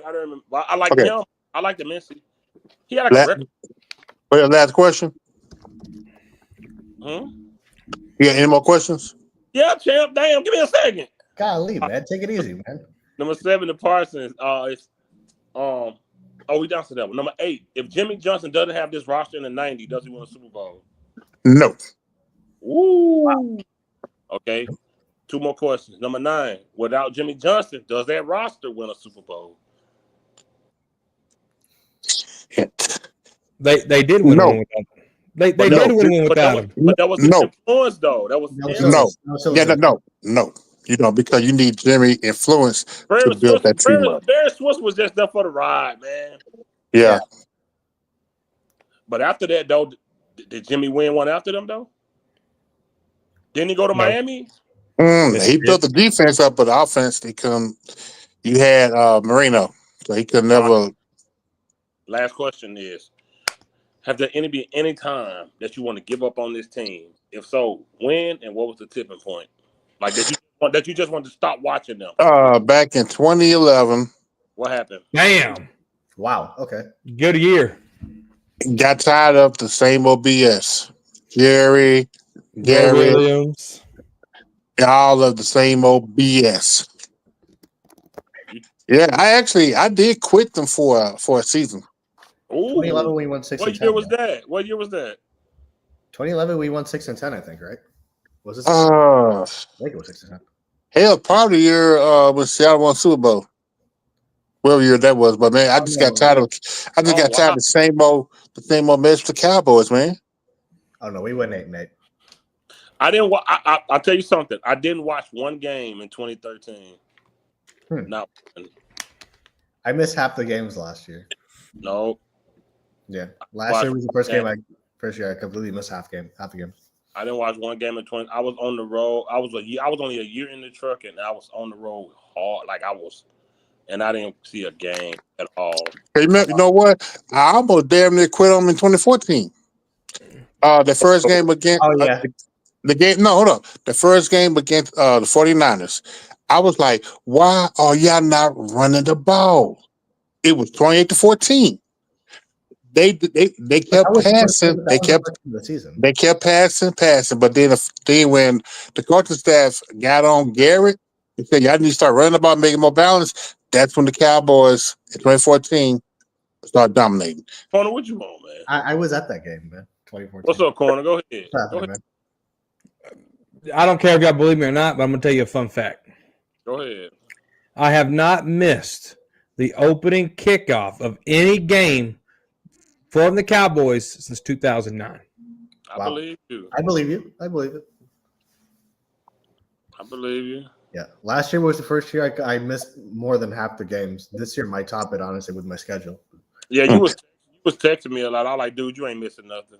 Yeah, no, I was filming a lot of things. This year you're probably missing half the game. Oh shit. Hey man. Okay, phrasing since I know what you're thinking. Oh, wait a minute. What you filming? Yeah, that's why I said phrasing. I'm not the one filming. I'm not the one filming. My GP is filming. You got all the angles, Eshawn? See, I don't pay for $40, man. Man, that's not me. Our defense was terrible in 2013 under Monte Kiffin. Oh, that's right. Yeah, old Monte Kiffin, that old bastard. Yeah. I completely forgot about him. Oh my goodness. He is old bastard. Dude, I couldn't believe when he was doing an interview how old that man was. Mm-hmm. Yeah, I've remember Marinelli took over after him? Yeah, 2014. And Jerry thought he was doing something. He did. We went to the playoffs in 2014, and that defense had 32 takeaways, led the league. Yep. Yeah, but they had to pound the table to tell them to run the damn ball. In 2014, with DeMarco Murray's best rushing year, 1,800 yards. Before remember that. Go back to that first game. Go back to that. Go back to it. That's what started. Didn't start running the ball. Champs, I was at the game. That was one game. Yeah, but the year before then, the Cowboys wasn't running the ball. They kept passing like they're doing now with Dak. Tony Romo didn't even have a collarbone in 2013. The collarbone, I thought that was the next year, the one after 2014. No, I think he broke his collarbone in 2013. He left again for another. Let me see. Where'd Phil go? Oh, he in backstage. Another holler, man. You already know. Come on, man. Yeah. Oh, yeah. 5, 10, 50, 20, 25. Oh, he had a herniated disc in 2013. Yeah, because I know the collarbone was the next year because we had 2015 and fucking Whedon and shit. Yeah. So, guys, I'm about to bounce. All right, man. Let me see you bounce. How many hops you gonna do? I'm gonna do 5. 1, 2, 3, 4, 5. Shit. What y'all talking about? Nothing, man. Go ahead, man. 5 what? $5 hollers What the fuck I can't for hear? you. $40. What the hell? What the hell? The man got Dollar Tree Bluetooth. I can't hear shit. Dollar Tree Bluetooth. And he left again. All right. He's in BWF was going to be switched. I don't even know who that is. I'm going to be honest with you. BWF. He was a corner. I think he was a special teams guy. What the hell, Leonte? Hello? Well, can you hear us? Oh, there you go. Okay, sweet. Yeah, man. Somebody sent me a big old booty. It made my sound go out. Mm-hmm. All the claps. I can't hear corner, though. You better learn how to hear me. I can't hear shit corner saying. Can you hear me? He said, Phil. I hear you. He said, Phil got cloned. I hear you. I just can't hear corner. What's y'all favorite Cowboy game? Back out and come back in. Favorite Cowboy game I ever watched? Oh, damn. I'll tell you mine. Man, I can't hear corner. I hate I can't hear him. Back out and come back in. What is he saying? Come on, man. What is he saying? He said for you to back out and come back in, but you're the host, man. What the fuck? This is racist. This is racist. Of course. I can't hear nobody. Now you can't hear nobody. Nobody. Who can you hear? Nobody. Look, yeah, he can't hear me. But we sang the same. We sang the same song. Hold on, y'all. I'm getting mad, bro. Oh, I have mine. I think I know what mine. I'll be right back. Mine would probably be the Saints game, the 13-10 one. That would be when we beat Drew Brees. I think that would probably be mine. Either that or I'm gonna say that one. Either that or the Lions playoff win or the Seahawks playoff win. Man, that's a tough one, man. Well, what about you, Corey? What's yours, man? Mine's gonna be boring. I can hear you saying just not corner. The fuck. I'm gonna take you guys back to what year was that? I think it was 2011. Now there you go. Bringing that up, I think it was. It was against the Washington Redskins. Mm-hmm. It was a field goal fest. All right, the whole game. Cowboys won that game 15-12. It was either 2011 or 2012. That field goal game against those Redskins. Man, it was the most craziest game. It was a good defensive game. Dude, it was a slobber knocker old divisional game. And Cowboys came up on top 15-12. He said it was a slobber knocker. It was, dude. I mean, it was all field goals, 15-12. Yeah. Y'all don't remember that game? Yes. Yeah, no, I do. Yeah. No, I think, mine is either the Saints game, the 13-10, when we beat Drew Brees, or the Seahawks playoff win. It's one or the other for me. Because the reason I say the Saints is because no one thought we was going to beat the Saints. Everyone thought we was going to get smacked by the Saints. And so that to me was that one and the Seahawks win that year were the two ones I was the most hyped about for sure. Oh, it was 18-16, week 3, 2011. Okay, yeah, that's right. Yeah. 2011. Okay. Yeah. Yeah, for me, it probably was that Detroit game because it was just so much shit going on in 2014. That damn game, that Anthony Hitchens play, man. Yeah, that shit lived on. I'll never forget it. I was like, yeah. He had his back turned. They picked the flag up. Yeah. Late as shit. No, I just got done watching that game last week. No, that game was hell because we was in a wild card game. That was a wild card Dude, game. Our offensive line got their lunch 8. Mm-hmm. No, that was a crazy game. I watched what's called 2 days ago, us versus Cincinnati when Trayvon Diggs made that stop. I just watched that game. Oh, yeah. He ran in there and made that stop. I can't hear corner again. What the?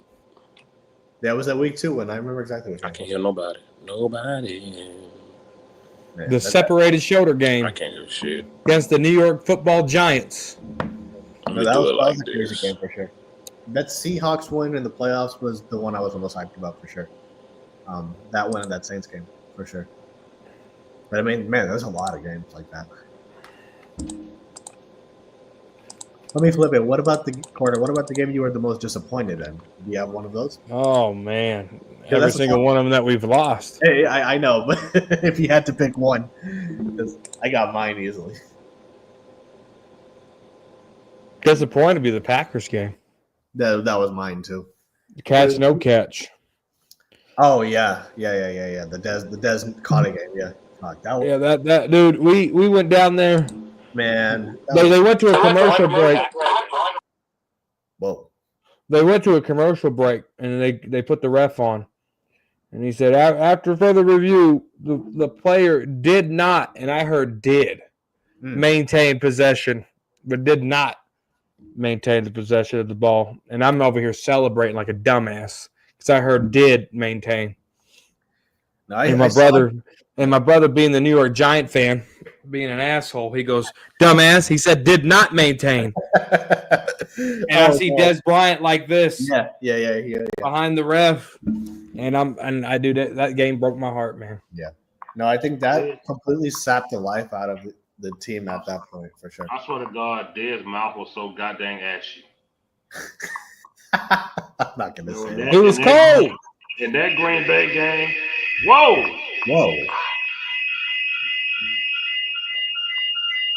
Told you, quit messing with them fucking iPhones. You don't believe me. No, yeah, that Packers game was rough. That was disappointed. I think that one, either that one or the latest Packers playoff loss was the one I was the most mad about. Yeah, Dog Pound, exactly, Dog Pound. No, exactly. Getting all them cheeks pitched videos. no. Looking like a walrus. That's kind of racist. Jesus Christ. Clapping like a walrus. How's that racist? Clapping, walrus, kind of sounds like. It kind of sounds like you ain't getting no booty tonight. That's what it sounds like. He said one McCarthy King, he was afraid to challenge. Yeah. Oh, fifth quarter, not getting booty is on the list. Woo! Shit. Yeah, right. No, McCarthy made some dumb decisions, man. Yo, I thought about you the other day, bro. I was really in Raleigh at the TA, man, and I had a lot lizard come to my truck. I bet you accepted all offers. I did not. Hey, pause the live, guys. We'll be back. Fifth quarter. Tell us back offline, and then we'll spill all your secrets. It's okay. She really was knocking on my truck. I was like, "Oh, this is crazy." I wanted to call you too. You could spill all your secrets. Well, you should have called me afterwards. Why didn't you call me afterwards? There was no after. She was like, "How long you gonna be here?" I was like, "All night." You want some company? I was like, "Nah." Does she have big booty on her? Hell yeah, she's a black girl too. Ooh, what's she look like? Pretty face? She was pretty. You paid for Had it. some limited shorts on. No, what was her hourly rate? 55, man. I don't know. I didn't pursue it. You didn't ask it what's your rate? Fuck, what am I asking that for? I didn't want none of that. Because then you can say no, play hard to get and get a discount. Yeah. It was probably 55, but it got discounted a little bit to 40. I did see her. She got up in a Transport America truck. Oh man, he transported America. I ain't sleeping with no hookers, man. They got raincoats. They got Jimmy hats. I almost cried. All I could think about was the bad call. Yeah, they screwed. Yeah, that no cash one was rough. And then McCarthy came here and just was. Yeah. Complete opposite. He said Giants division of 07 broke me. Oh, Cabo game. The first 49ers playoff loss broke me, for sure. That one was what completely did. Questions. Well, the stupid play of you fucking running down there and not knowing the rules and hand the fucking ball to the ref. Exactly. You don't know the fucking rule to hand the ball to the ref. On our first game, 2016, T. Will didn't run out of bounds and we lost the game. Yeah, 19-20. Yeah. But that year was I like the T. Will. People slept on T. Will. I like the T. Will, man. He didn't ever caught with his hands. His body catching ass, man. Body catching. Yeah. But I liked him in 2014, of course. With the 8 touchdowns. Right, that Romo escaped J.J. Watt, rolled out, T. Will, 2014 and 2016, man. Imagine your head coach saying he couldn't see the clock, man. McCarthy didn't just say that once. He said that like multiple times. Like I I ain't bet he's never- seen a honey bun. Oh, Yeah, I'm don't sure. do that. I'm Don't fat shame. I'm fat myself. I gained all my weight back. You're Not not all fat. my weight back, but I gained some weight back. You No, I'm did. fat too. You did. He was gain seeing the fat. inside of burgers. Right, Your face is fatting back out again, Corner. I'll lose it again. After I get done with this softball, I'll be back in the gym. Mm-hmm. The What? Packers division game 2017. Hey, we're in the tournament. We just beat a team 17-1. Won our first tournament bracket. Corner the water boy. Oh, He passed the Gatorade out. Don't Good job, ever. guys. Good job. Keep it going, guys. Here you go. Don't ever in your life And they wheezed the juice too. disrespect a pimp like that. What's wrong with you? Oh, He's finna Jesus. show something on his phone. The Ram game in the playoff also pissed me off. I got a video on my channel. Yes, I remember this. I was coming out of Buffalo Wild Wings, and I was so excited. Like, we got the Rams, and the Rams fans was in my chat. Like, in my comments, like, Does that look like a water boy right there? it looked like you stood there to take that picture and put the bat back down and when it sat back down. He told his wife, babe, take this picture. He put the water down and took that picture with somebody. Dude, that was fast. That was really good. Let me get a video. God dog. Oh man. Get out of here, fake champ. No, the Rams one was rough, where CJ Anderson just completely just torched us. I think 240 yards rushing that game, man. Something. Fake champ, get out of here. No, yeah, the latest playoff Packer loss was the one that pissed me off. Where Brando at with the quote? Get out of here, fake champ. Yeah, so the recent play. I mean, honestly, most of the playoff pack losses were fucking rough. The man put the Gatorade down and told the white babe, take the picture.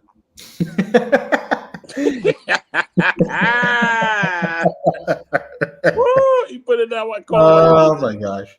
She sent me a video. Hold on, I gotta find the video.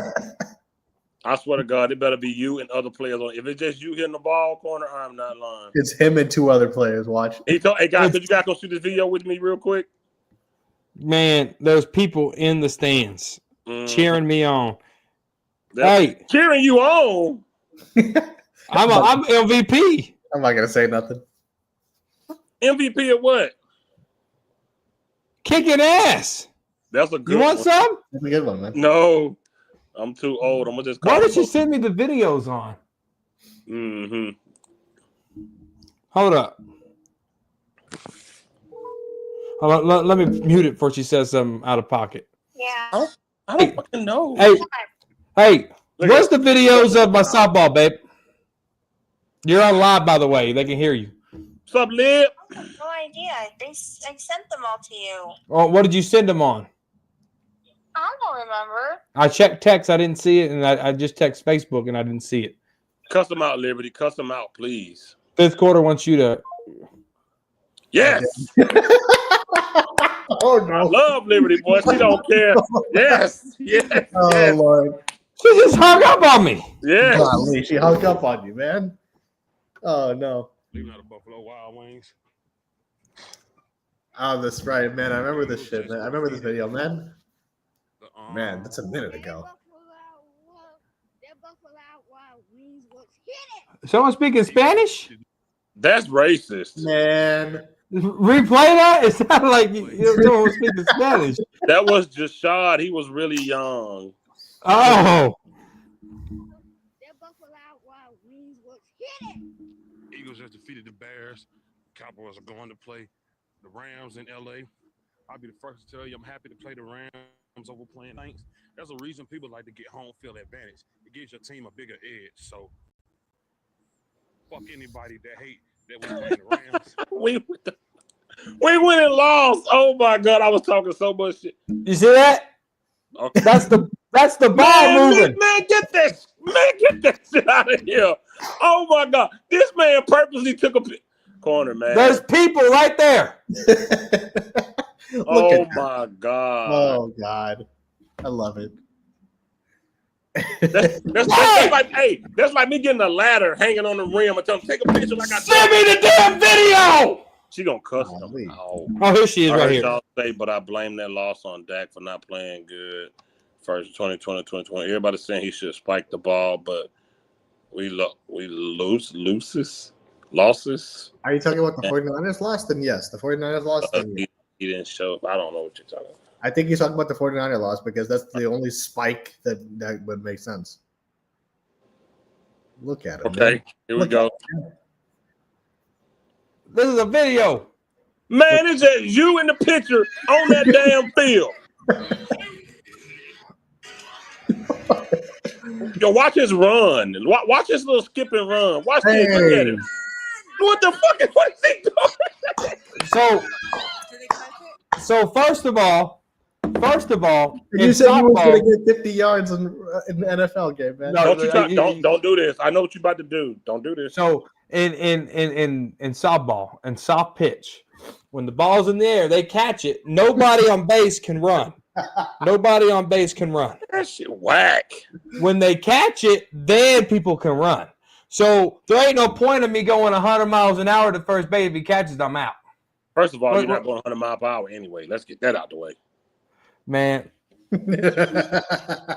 I'm not slow. Corner, yes, you are. You're old. You're slow. Whoa. You got too much emphasis on old. You are 35.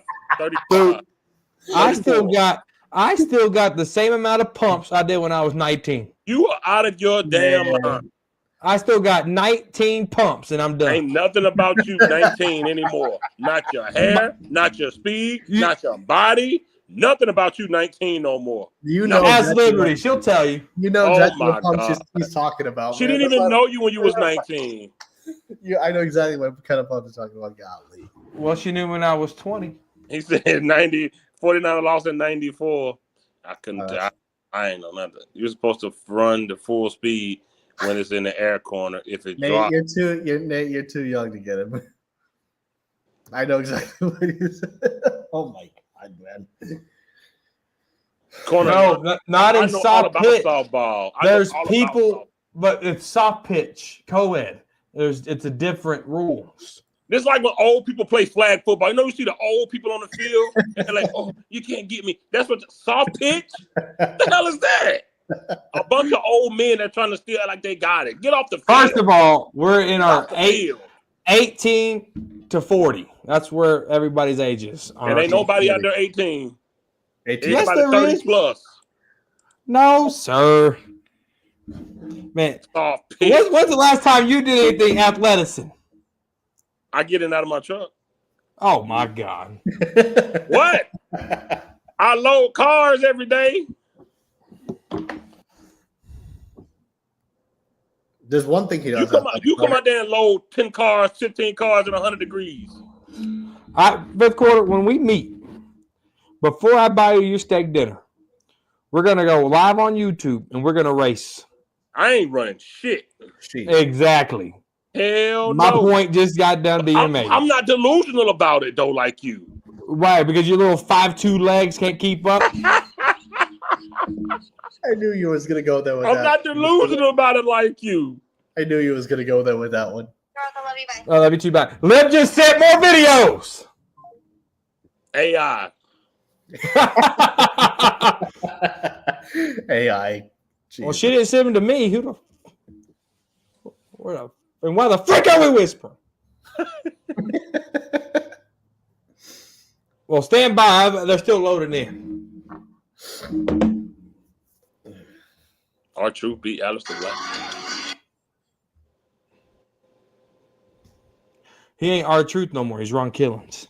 Oh, shit, they threw him away. They ain't last no time. They never sent. What's up with that crazy girl killing her boss at McDonald's, man? What's my yard per carry? Shit, I probably get 4.5 yards per carry. Yeah. Per carry? Man, Yeah, I'm off here, man. Man, this dude crazy. Any home? No, I had a buddy out there. I don't even know how the fuck he caught this ball. Anyway, he said I was about 20 feet away from hitting the home run. I can pull up the text. Y'all know what? I've literally been 20 feet away from Halle Berry. It meant shit. But your eyes and your drool couldn't contain themselves. Oh my god. I don't Yeah, understand. yeah. Your eyes and your drool couldn't contain itself. Seeing Halle Berry. Hey. Oh my god. Holy. Halle Berry. Y'all gonna get me canceled. Do you know how to Dougie Eshawn? Nah, I'm not gonna die. I can't dance. Do you know how to stanky leg? Man. Do you know how to Soldier Boy? Oh my goodness. Oh my god. Do you know how to cotton candy sweet and low? Let me see that Tootsie Roll. You're gonna get me canceled up in here, man. You don't know how to Tootsie Roll either? No comment. Well, do you know what Laffy Taffy is? Eshan wasn't born when the Tootsie Roll came out, bro. I know what it is though. What's Laffy Taffy? When they say shake that Laffy Taffy, what does that mean? Yeah, I'm not gonna say that live, man. Text it in the private chat. What shaking Laffy Taffy means. You guys are crazy. I can ask you some stuff that you wouldn't even know, Corner. So Mr. Bubblegum, I made no candlestick. I make it because she's so thick. It's Chico Stick, by the way. That's what I said. I'm Chico. That's racist, by the way. That's racist. Why'd you call yourself Chico? That's racist, bro. Jesus Christ. Man, somebody's own people. You're crazy, bro. Oh, I got a video. He texted Leo to put an AI video together real quick. Here we go. AI video. I'm coming up to bat. Okay, here you go. Look at he's winding it up. Oh my God! This man hit over the back of the fence. It went over the back. It hit the top of the bat. Foul ball.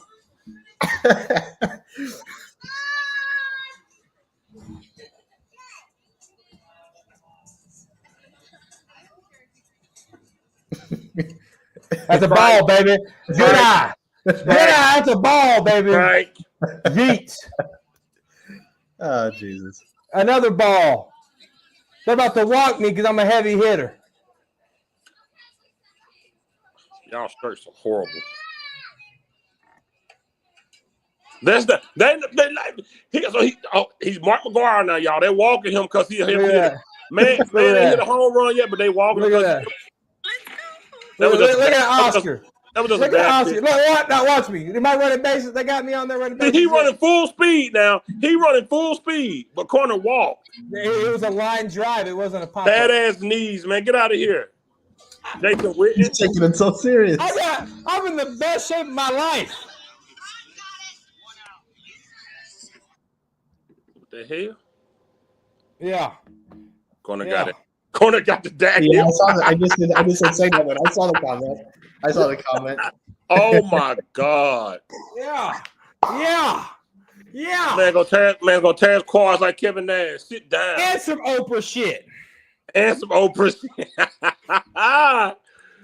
sir. Plickety clap. Now you're like kaboom.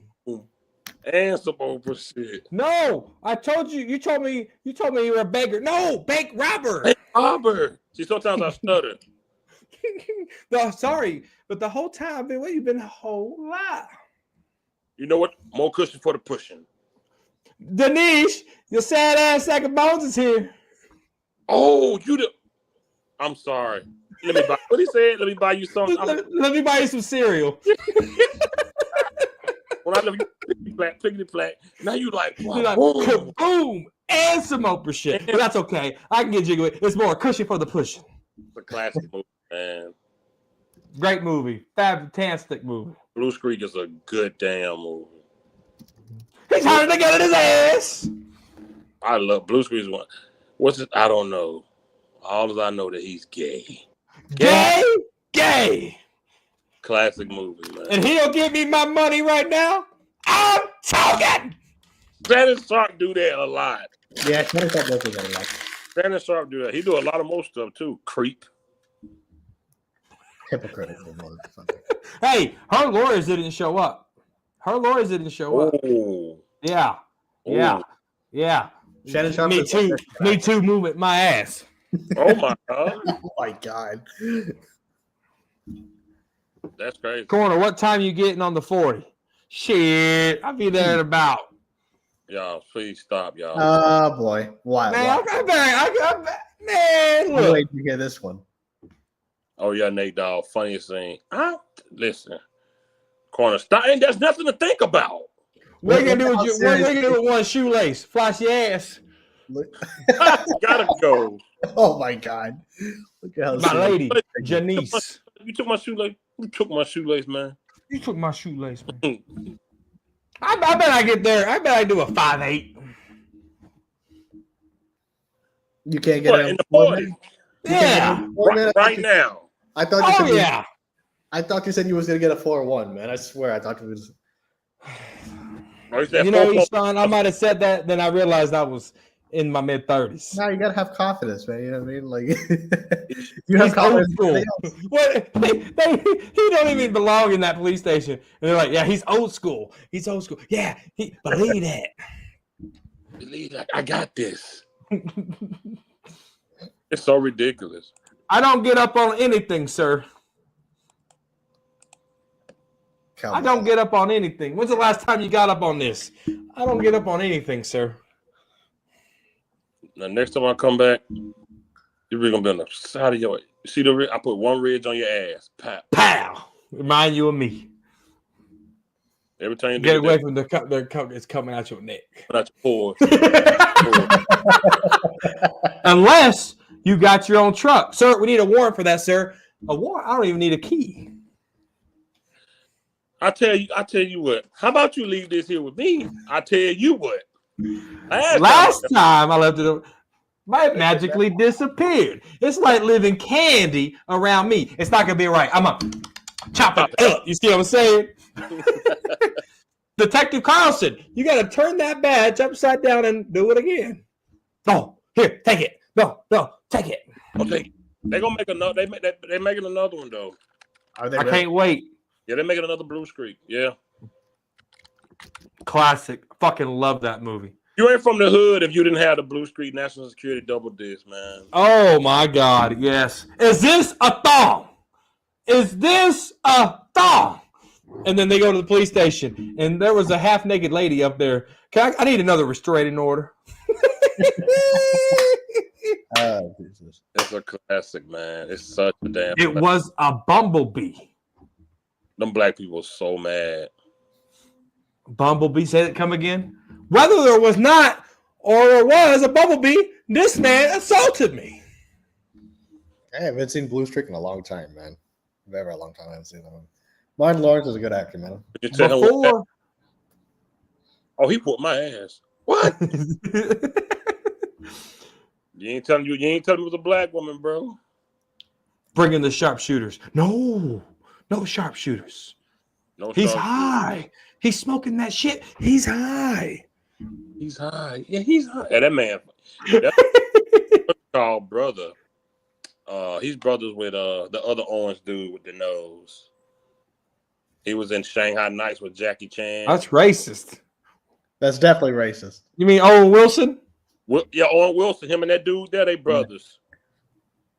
Orange nose. Yeah, he Owen Wilson does have a fucked up nose. You know he almost committed suicide? It was a failed attempt. Really? It was like about 10, 12 years ago. Are you serious? Mm-hmm. I'll lie for you before I lie to you. I'm gonna use that. I'm gonna use that on a woman. That ain't gonna work. Then she gonna think you're lying about that too. That's a good one. But yeah, that's a classic movie. National Security and Blue Streak. Yo, he made that dude mad. He was talking to that. Get your out my car. Can I interest you in a stick of gum? Oh, what about? I thought you were against interracial marriage. Oh no, when is the white man trying to get with what did he say? Something like that. And he get your shit out of my car. Yeah.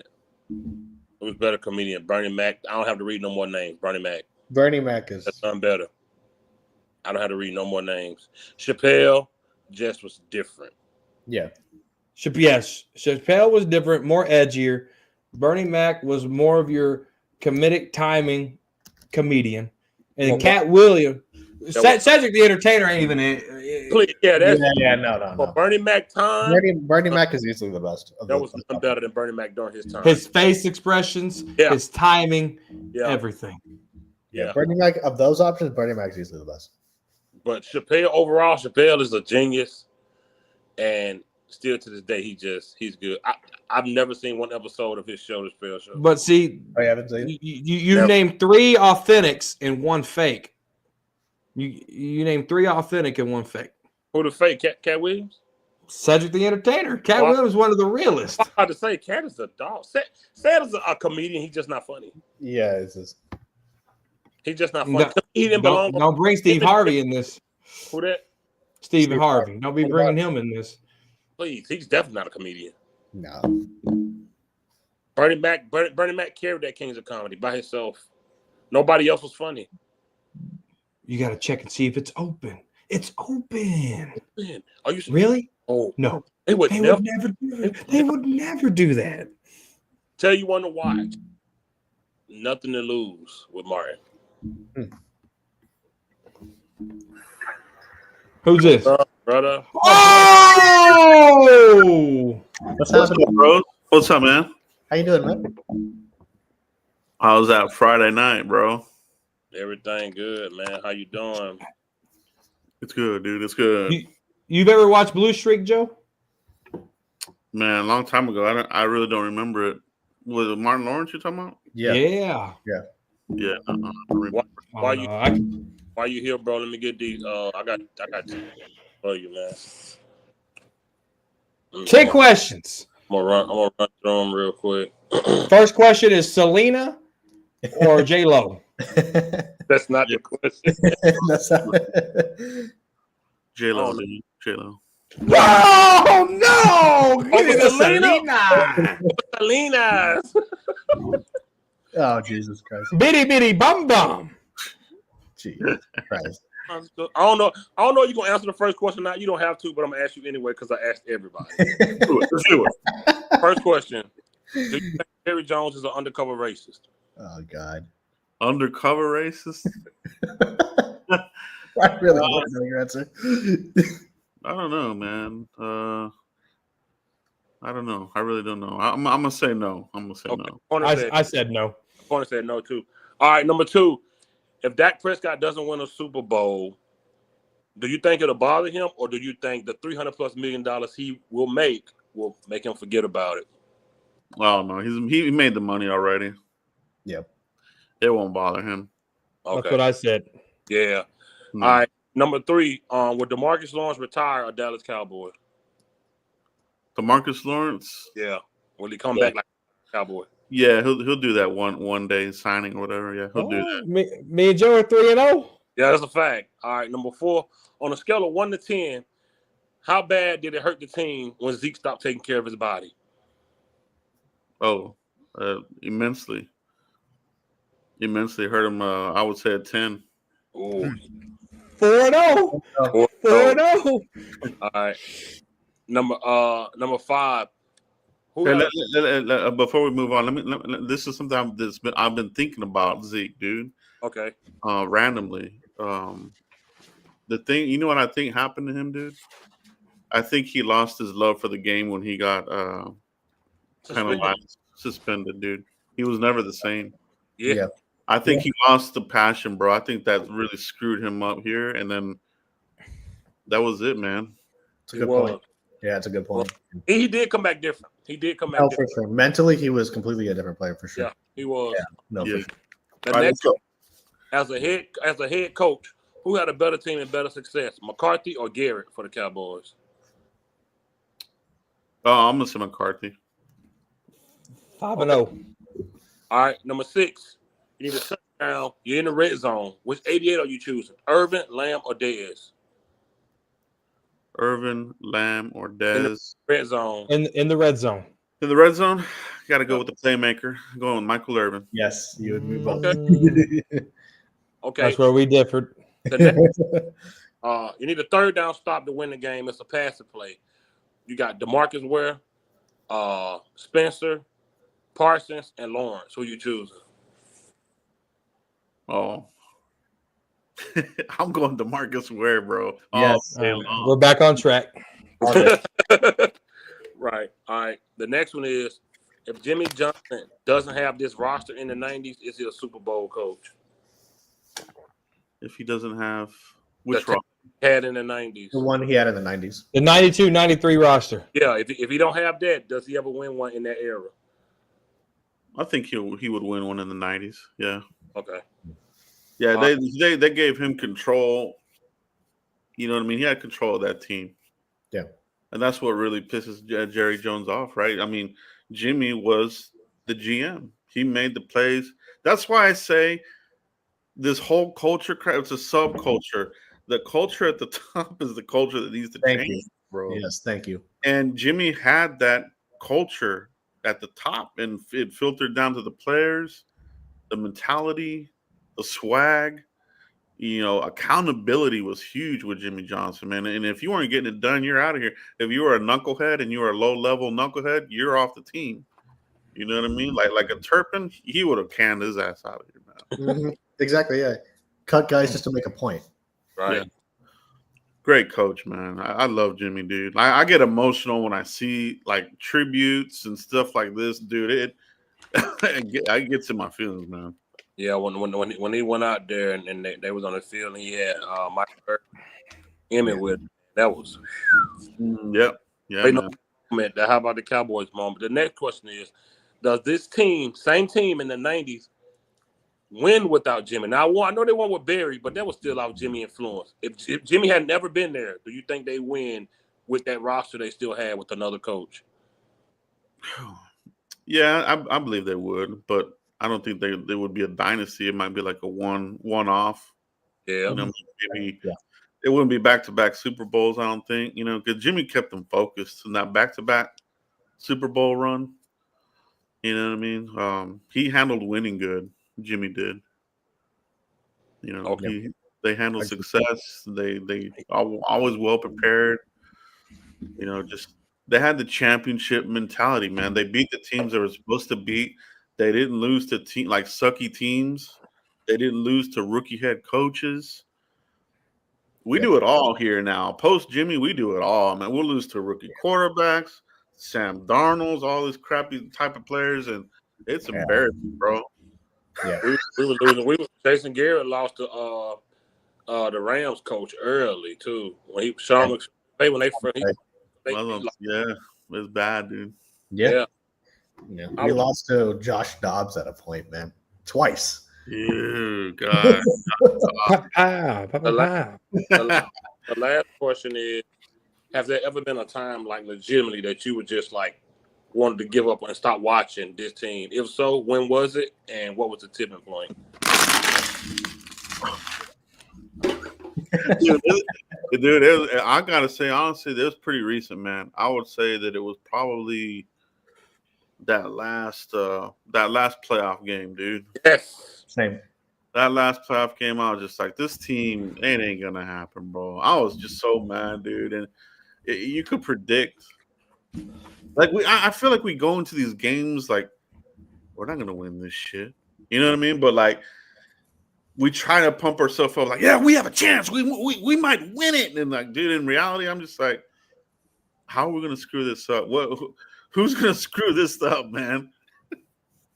The quarterback, we already know. In the playoffs, we already know, man. That year right there, was back and forth because I was rooting hard for Prescott that year that we played Green Bay. He was playing decent, and on my live, I was like, man, Jordan Love not finna come in our stadium and outplay us. Yeah. I was wrong. That game messed me up. That Green Bay game, when I answered that question, that's the one that did it for me. I was like, I'm not watching no more games long as Dak the quarterback. Man, that game messed me up, bro. Yeah. That Green Bay game, man, that was no excuse, brother. That was just disgusting, man. That Green Bay game put me in a bad way, bro. I knew it was over. When you lose like that, somebody got to go, if not everybody. Yeah. Total team collapse. Because that was just disgusting. Then for them to come off that and then pay Dak off for coming off of that. Terrible move. They said Dak scored for Green Bay before he scored for the Cowboys. Mm-hmm. Gave him 14 points. I was disgusted. That one right there, bro. That one rubbed me the wrong way, man. That's why I think that's what me and Corner was kind of like disagreeing on with the whole Pickens thing. I just felt like we've seen it before. I felt like we've seen different talent coming here. We've had this type of energy with Amari Cooper coming in. We knew what Amari Cooper was capable of. And there were things about him quitting on certain routes and being lazy. Pickens got the same kind of reputation in certain areas also. I'm not saying he's not a good receiver because he is. I would like for him and Lamb to be Showtime. But, man, I'm just worried about going further. Damn the regular season. Damn that, man. We've conquered that. 3 years in a row, 12-5. We've conquered that. That's nothing no more. That's not nothing fancy. That don't mean nothing no more. It's like when you finally get that pretty girl, all right, I done got it. I need something else. I need to elevate again. I don't care about that, man. Yeah. So 2 weeks ago, and somebody said, I don't want to say the name, man. They were like, man, you know what? Hardware don't even matter no more. I was like, damn, that's what we did. Yeah. I was like, golly, man. It's a cult. Now, I don't even want to use the word culture no more. It's either you on this side or you're on this side. Crazy. That's disgusting, man. Ain't nobody in the middle of championships. We too scared to talk about that because we know deep down not ready. So we scared to even say it because we know we ain't getting there. So what we talk about is just stats and winning records because we know we're not going no further. So they hang their hat on almost MVP. 1 vote. He had 1 vote. We hang our hats on stuff like that. We hang our hats on him throwing for this many yards and that many yards, or we can beat this team and that team. We never talk about we can compete for anything else other than a first round, man. Other thing they hang their hat on this beat Tom Brady when he was already out the damn door. Yeah. Dak beat retired Tom Brady. Yeah, they said Dak retired Brady. Yeah, miss me with it, man. I don't like it. Yeah. The fan base gets on us because we criticize Dak or Micah. You can't talk about either of the fucking guys. It's annoying. What's your thoughts on Michael Blah? You think they're gonna give him his 40 that he wants? No, this is all entertainment for Jerry, bro. You remember when Zeke held out? No, everybody's eyes was on. Is he gonna get on the airplane? Is he gonna get on the plane? It's gonna happen with Micah. I promise you. And they're gonna use it with this in-season HBO crap or whatever show is recording us. They're gonna play it up, man. Right, we got the in-season Hard Knocks, don't we? Yeah, they're gonna drag it out, man, for headlines. Yeah, they're gonna leverage that, bro. Yeah, I don't see them signing him until I don't know, later in camp or something. Maybe a second week or something, third week maybe. Mm-hmm. You think he'll be there? No, I don't think he'll be there. I think it's gonna be all drama, bro. It's gonna be the same thing, dude. It's gonna be like, he didn't get on the plane. 100%. It's a full blown holdout. That's what I think is gonna happen, bro. Because the media will talk about it, then this whole Hard Knocks thing. So they're gonna milk it, man. Yeah, Jerry's all about the ratings and keeping the eye and keeping the Cowboys in the news, man. So they're in no rush, bro. Yeah. He, yeah. Remember last year when he went on Stephen A. Smith's show, he straight up said, I think Stephen A. Smith asked him, why do you wait to pay these guys? And he's like, I can't, so why not? Something to that effect, he said. Mm-hmm. Yeah, no. And I was like, well, that explains everything. He waits until the 11th hour to pay these fucking guys, man. And then whines that we can't get people. Blows my mind. Yeah, it's crazy, man. I just want the dude to come play ball, man. Like I hate we got this thing when they paid, they kind of like not be who they be. CeeDee Lamb gonna be a dog. I don't know what to expect out of Prescott. I don't know what to expect. I mean, I know what not to expect, but I just don't know. Like, they hanging their hat on him losing weight like that. That has nothing to do with him playing football. He's injury prone. You don't need to lose a pound. Yeah. We don't need Dak to take any more meat off them bones, man. Because, sheesh, man, he's at that stage for me. Like when Romo was getting hit, I flinch up, man. I tense up, like, man, don't hurt him. That's how I am about Dak now. That's where he's at, man. It's their career arcs are so similar. It's crazy. Yeah, it's scary how similar they are, man. Mm-hmm. Yeah, he'll be 32, I think, in a couple of weeks. Oh, he's still young. He's still real young. Like, exactly, man. People just look at the fact that Tom Brady played till he was in his mid-40s, and they just use that for every quarterback. It blows my mind. Man. Oh, I know, man. It's like not everybody's Peyton Manning, not everybody's Tom Brady. These are like the GOAT generation quarterbacks. You know what I mean? And even then, Peyton Manning had 17 picks in last season. He was just completely. They love that one. When they debate me, they say, "Well, how long it took Peyton Manning to win here?" Yeah. They say it all the time, and they like to use the Trent Dilfers and all those other motherfuckers. Well, we knew who Peyton Manning was, though. Their careers would be nothing similar. But like I said, for me, I took my win record up because I went back and looked at the game, and the win record and the team that I took it up on is really not too crazy. It wasn't nothing like the team. Corner, I keep telling Corner, man, when they was boxing up Rich Piana stuff, Corner went and got the last box of. Look at him, man. There, and he started taking it. He turned his camera on. He said we was going 12-5. I said that on the Frisco report. Yes, I said that on the Frisco report. That show on YouTube. He got us beaten. He got us beating Philly opening game. Damn right I do. Fuck Philly. Oh yeah, I don't like him either. Dottie, man, I don't know what this man gonna do, bro. None of us know really up until we get this chance right here to what y'all been saying, culture to show us something. But you know what? Like I told you, Corner, he ain't got no say so. Oh God, here we go. Like Jerry gave him the keys. He ain't got no keys. He ain't got no say so. Turpin. That's Jerry's decision. Shotty ain't got no say so over Turpin, man. At all. Allegedly. Man. The man was in the war room fiddling his fingers, bro. Not a word. I already told you my stance on that. I know what you said. But still, that's a head coach. Nothing. What does Block think? About like him not being so interactive in the right. Do you think he got the keys? Do you think he got the keys to everything? He got the final say so. No, there's none of these coaches had the keys. Parcells didn't have the keys. He had some of it, but even he didn't have it. So like Schottenheimer, nah. He don't have the keys. He's got. I don't know what he's going to be. None of us know what he's going to be. Well, this is what I think he's going to be. I'll tell you this. I think he's going to be like a Wade Phillips, you know what I mean? Where he's going to bring in a fresh little thing, and they're going to do good short term. And if they don't hit on it real quick, real early, they're going to fall off the cliff, dude. I agree. First 2 seasons, if they don't get into it, it'll turn ugly here real quick, man. But what if it winds up like let's say they do 12-5 this year and 11-6 the next year?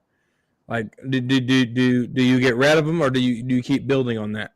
No, well, they signed him to a 4-year deal, right? So you got if you went 12-5 and then you went 11-6, you know, you're somewhere in the playoffs or wild card or something like that, probably. But you know, that's not the goal. You know, but you got to build, right? You got to build.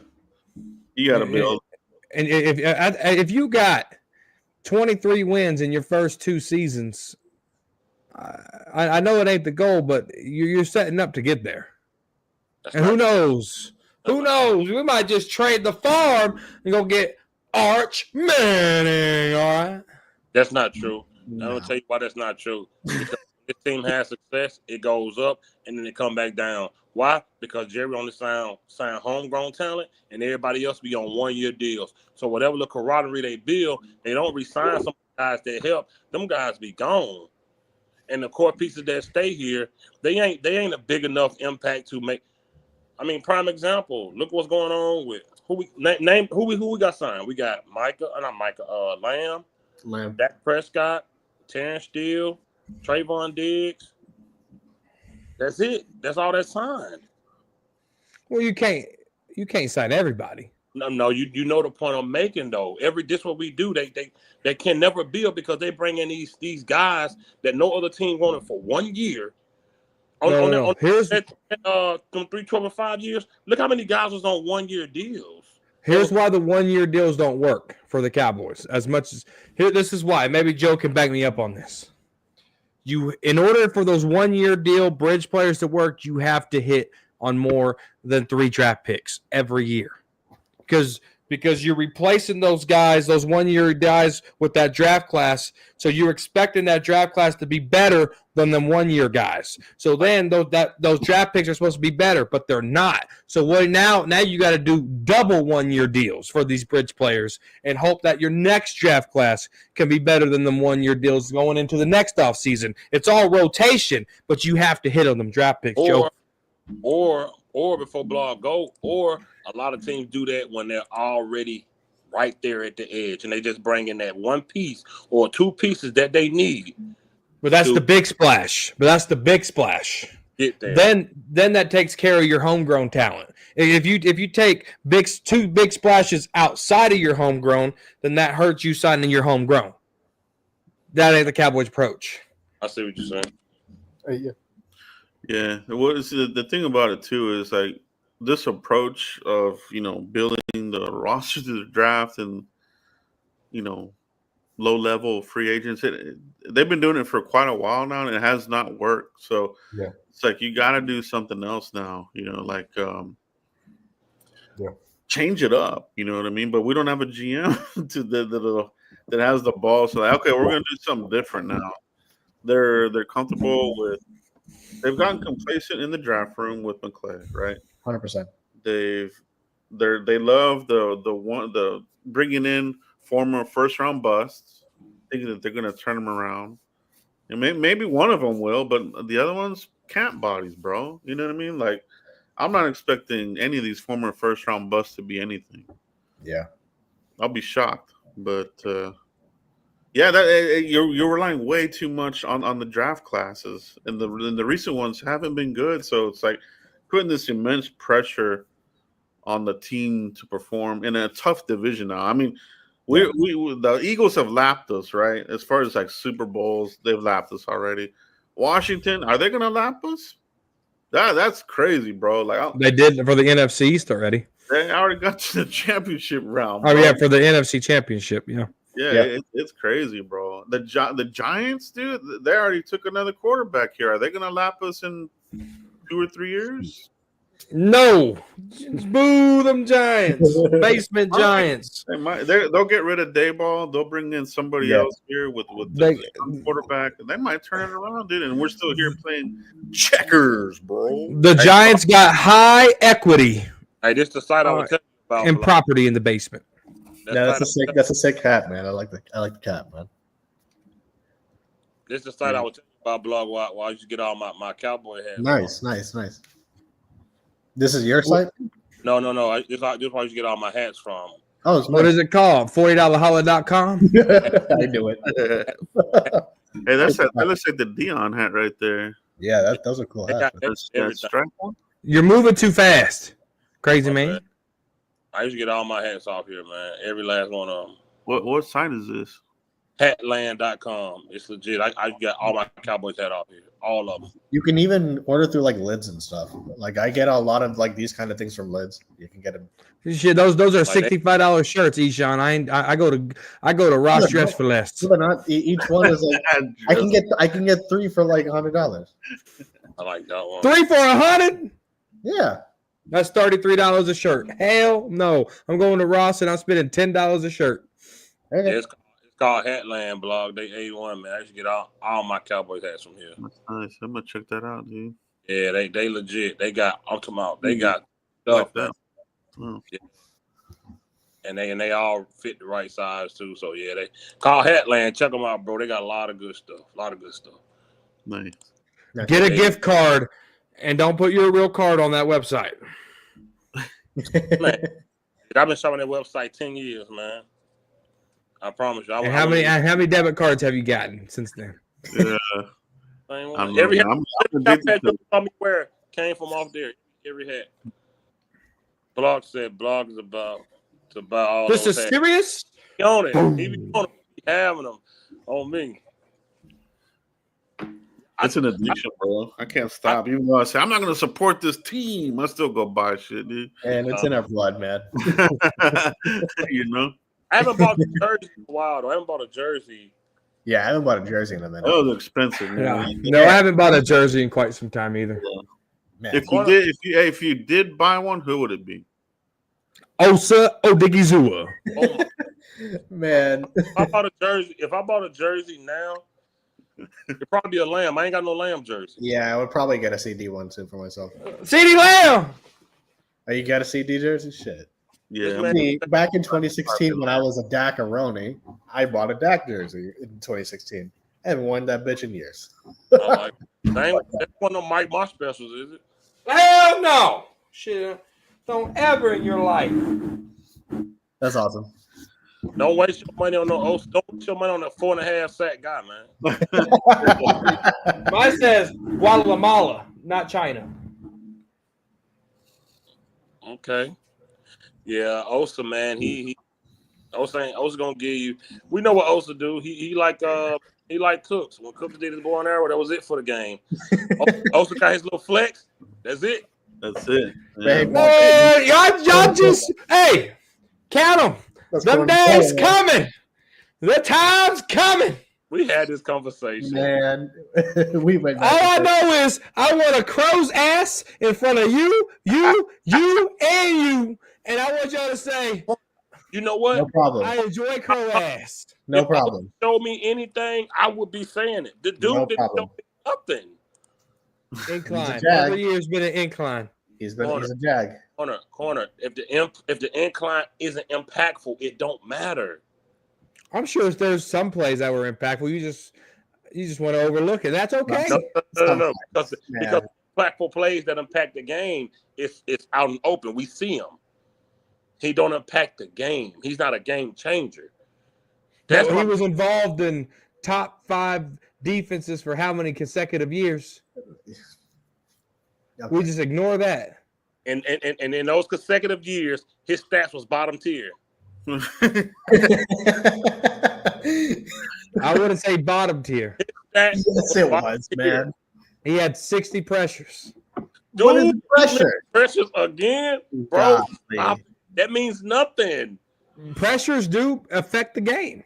No, it don't. Because what if I still make the pass? What if I roll out and still make the pass? And what if you don't? They know what if you don't. We don't know that. You can't go one way, not the other. Okay, you show me the ones where his pressures disrupted the quarterback to have made an incomplete pass, then we'll have a different conversation. Until then, it means nothing. What is a pressure? I'm gonna Snapchat you the pressures. The Cowboys are so bottom that this is what we look for. That this is what we are so bottom tier that we lose so bad. We have went from sacking the quarterback, stopping the run to pressures. But that matters. And I don't blame you. The organization had done this to us. I don't blame you. You find what you can. I'm not mad at you. But when you talk about the bad, okay, you can talk about the good and you can talk about the bad in a lot of things. But if you just talk about the bad and never bring up the good, you're doing it to yourself. I'm not even being funny. I've never seen good. I've seen him do what he do for his ability. I've seen him get sacks for his standard. It's like Tyrone Crawford. He made plays here and there for what he was able to do, but he wasn't no big flashy guy. And like Blog said, that's who Nealon gonna be. Tyrone Crawford wasn't a big time flashy guy, but every now and then we'll see number 98 flash. Every night, and that's who Osa is. You'll see it every few games. When Parsons left the game, when Parsons was hurt, what did Osa do? Nada. He was getting quadruple teamed. He never. Man. That never happened to him. And you're not gonna sit here and lie like that. Okay, maybe triple team. I'm not gonna let you do that. It wasn't even triple team, man. No one was scared of Mozzie. Nobody was scared of Osa. Nobody was scared of Marshawn Nealon. That was your boy, though. And he's still my boy. You better keep it funky. All I'm saying is, you expecting too much out of him. I'm expecting. He's paid like a top 15 defensive tackle. 15 being the number, and that's what I'm expecting. He's not top paid. He's not top 5 paid. He's not top 10 paid. He's top 15 paid, and he's number 15. No, you trying to put a number on it that make it make sense for you. He paid like a top defensive tackle. End of story. I don't need a number for it. He's paid like what? He's paid like a top defensive tackle. At number 15, 555. Stop putting that number on it. 1-5. Is $20 million a year not top defensive tackle paid? No, that's 15. Everything past that, you're tapping in a quarterback and defensive ends and stuff like that. $20 million is defensive tackle top play a year. No, that's why the franchise tag's 25. That's top money. That's for 1 year. But that's the averages of all the defensive tackles divided by a certain number, and that's where you get that number. That's the average. Good conversation. Why you have to do this at the end? Why you? Because that's the average. I understand average. Osa is paid like a top defensive tackle. No, he is not. How could? It's an $80 million contract, man. Out of how many years? 4, $20 million a year. And that's top defensive tackle money. You know it is, but that's your boy, so you're not going to admit it. Fifth quarter. What's the franchise tag average? It don't matter. That's 1 year. That's 1 year. But how do you get that 1 year average? No. Answer the question. How do you get that 1 year average? I don't know how they come up with their numbers. I don't know how that works. They take all the top defensive tackle money and they divide it to a certain number, and that's where you get that big number. He's no. Let me finish. He's under that number of top defensive tackle money. He's under it. 20 is not top defensive tackle money. It is. No, it's not. It's middle of the pack money for defensive tackle. That's why it's a home. That's why it's a hometown discount. Middle of the pack money. Middle of the pack money is 30, 35, $40 million for 4 years. Oh, my God. $9 to $10 million a year for defensive tackle. For a defensive tackle? Yes, middle of the pack. You said middle of the pack. That's middle of the pack. See, it's so 20 is. That's why it's 15. You don't even know what middle of the pack is. Well, how many teams is there in the NFL? 32. How many defensive tackles is there? I have no idea. For Osa, there's 32 starting ones. He's 15. So you got 32 and 1, and he's paid like the number 15 defensive tackle. What, is that not middle? Is that not middle? He's ranked middle of the pack but his pay. The money is. Corner. You can't say just because it's $20 million that is not top paid.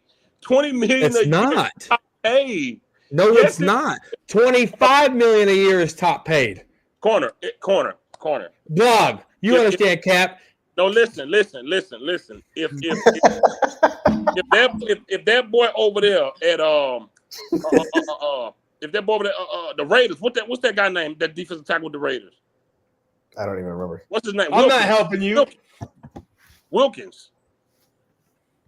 He's the second highest paid at $27 million a year. 27. Listen. He's $27 million a year at number 2. Osa is only $7 million below that. That's but not what does that put him at? But what does that put him? That puts him at 15. Okay, y'all, listen. Osa has that puts him at 15. Osa. You can't so bad. Look at him. You can't tell him, Jack. The man has a total value contract of $80 million. This guy at number 2 only has $98 million. And Osa is nowhere near him in play. They're not even close. But Jerry Jones, look, I don't care. Jerry can pay Osa whatever, but Jerry overpays people. That's my point. You're trying to make it about Osa. It's about Jerry overpaying. Jerry overpays everybody. You know that. You can't have this conversation about Dak and not about How can Osa. you say, because it's two different things. How can you say you just brought up an $18 million split? You think $20 million is a lot of money, but you don't think $18 million is a lot of money? There's a big difference between total overall money between the number 2 guy and Osa. That's $18 million. Because when you compare it to Chris Jones, whose total value contract's $158 million, that's why I can make that big difference talk. Wow. Thank you for making that. That's even worse. That makes Osa's contract look like a genius. No, he's number 1. He's the top paid. And how much is his money? How does that make Osa? How does that make So you're comparing Osa's $20 million to that contract, and you're going to say he's top paid. I did not. In the same breath, you're going to say he's top paid. Compared to that contract, you're going to say he's top paid. He always loses this debate when he try to change what people say. It always goes bad. But I'm trying. What it is at the end of the day, they need defensive tackle help, right? Like, just imagine Osa misses some time, right? who do you have? So it's like they're honestly like short 2 to 3 legit defensive tackles, bro.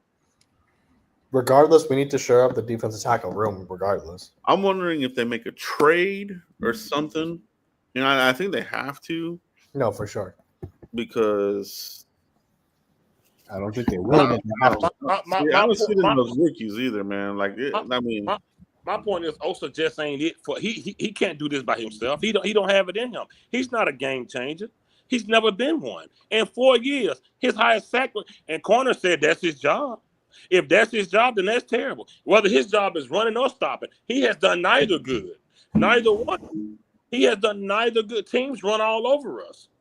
They run all over us. I'm not excited about that. If you bring him some help in, I mean some good defensive tackle, a real game changer, I'll close my mouth. But until then, Osa, Mozzie, man, please, man. I'm not excited. We're going to get ran on again. It don't do nothing for me, man. Well, I mean, if you're going to compare those two, then yes. When it comes to the running game, I already told you guys, Jacques, we can't talk about running game. I just can't defend him. You can't defend him on nothing. I can defend him on what those 60 pressures, absolutely. Man. yeah, it's definitely. I think it's definitely the weakest spot on the defense of that defensive. Oh, for sure. That and cornerbacks are definitely. I just think injured cornerbacks, man. That's the only guy. Too many beat up guys at corners. That's scary. Yep. That's Diggs is supposed to come back. What, October, November? Yeah, supposedly, right? And then that's what I mean. The same thing with the rookie, right? Ravel. Mm-hmm. They're like, oh, there's a setback. Oh, here we go with this crap, right? So yep. Diggs got Twitter in a frenzy. You know how Cowboy fans get when they see people running around bags and dummies. Yep. They lose their mind when they run around trash cans. Man, we need to do that as content creators. Seriously. Yeah, honestly. Run around trash bag and running the beach, man. Yes, I might pull some Charlie Chaplin shit, just running around trash cans. It's bad, man. I saw him. They posted something today. They posted something of Dak last week, and somebody was like MVP season loaded. And I'm like, oh my god. Yeah, I sent him a picture blog, man, where like literally people are looking at his weight and the fact that he has one arm sleeve instead of two, and they're like he's gonna have an MVP season. No, like, I see a lot of that online. I see a lot. Yeah. Like I just happen to open up Facebook and I just see these posts upon posts of this shit. It's stupid shit. Yeah, it's wild, man. People go to any like necessary for him. Yeah. So, blog, you got him 8 and 9. Yeah, I'm sticking with 8 and 9. Okay. We're gonna track it, right, Mike? We're gonna track. We got it on the spreadsheet. We're gonna track how the season goes and see. Frisco reports coming back. Y'all hit the notification bell. Yes, we'll see how it shapes out, man. I'm hoping I'm wrong, obviously, but I don't know, man. I have a weird feeling that they're gonna be.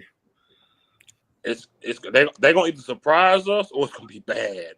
It's either or, exactly. Yeah. Is this season 5 Frisco report or is it season 6? This would be 2020. Is this 5 or 6? It'll be, I think it'll be 5. Man, yeah, it's my favorite show, man. Appreciate it, bro. Yeah, man. It's gonna be good to get back. But it's hard to like do it and like really not have shit to talk about, right? It's like yeah, no, of course. I'll come in here and destroy fifth quarter in a debate all day long when there's nothing to talk about. Yeah, everybody knows that it won't ever happen.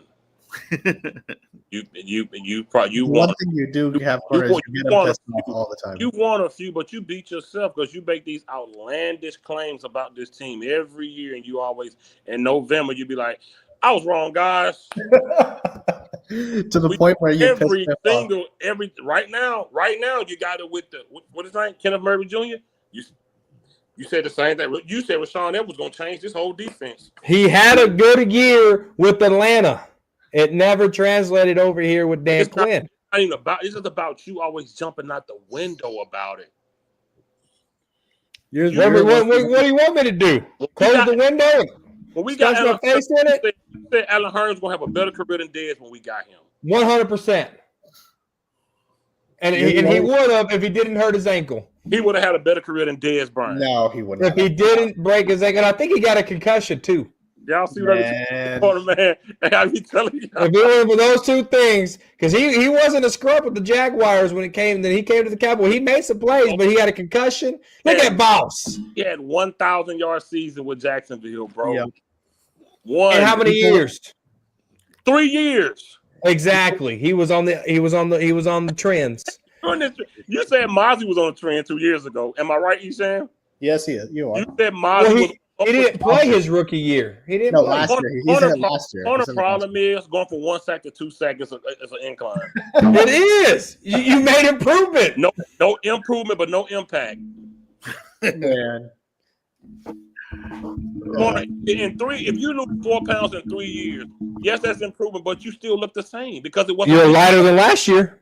It wasn't a big enough impact though. Your blood pressure's still high. Your diabetes still. Your numbers, your A1C still high. I'm not a diabetic. Not you. I'm just saying. I'm not talking to you, man. My sugar 100. I'm not like how I keep. I hope it's not 100. 100 is good. No, 100 is not good. 100 is perfect when it comes to sugars.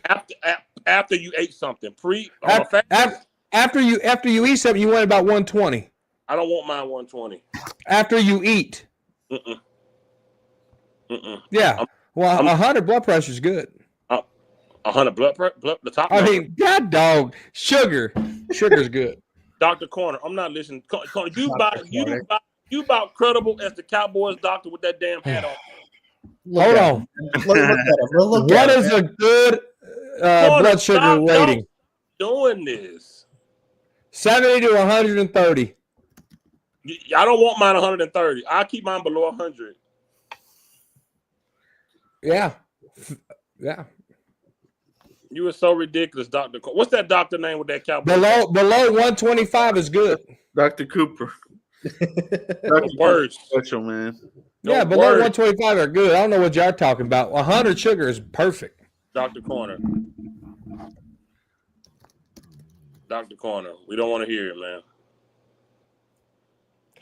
Dr. Cooper. Not Eshan. Uncensored just chat GBT that fucked him up.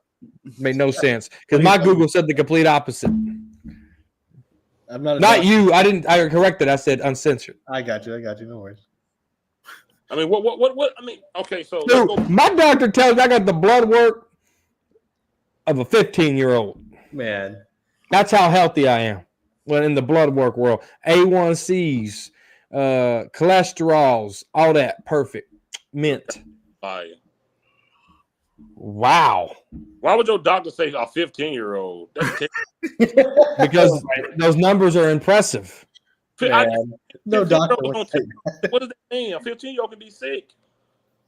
Of a healthy 15-year-old. He told you that.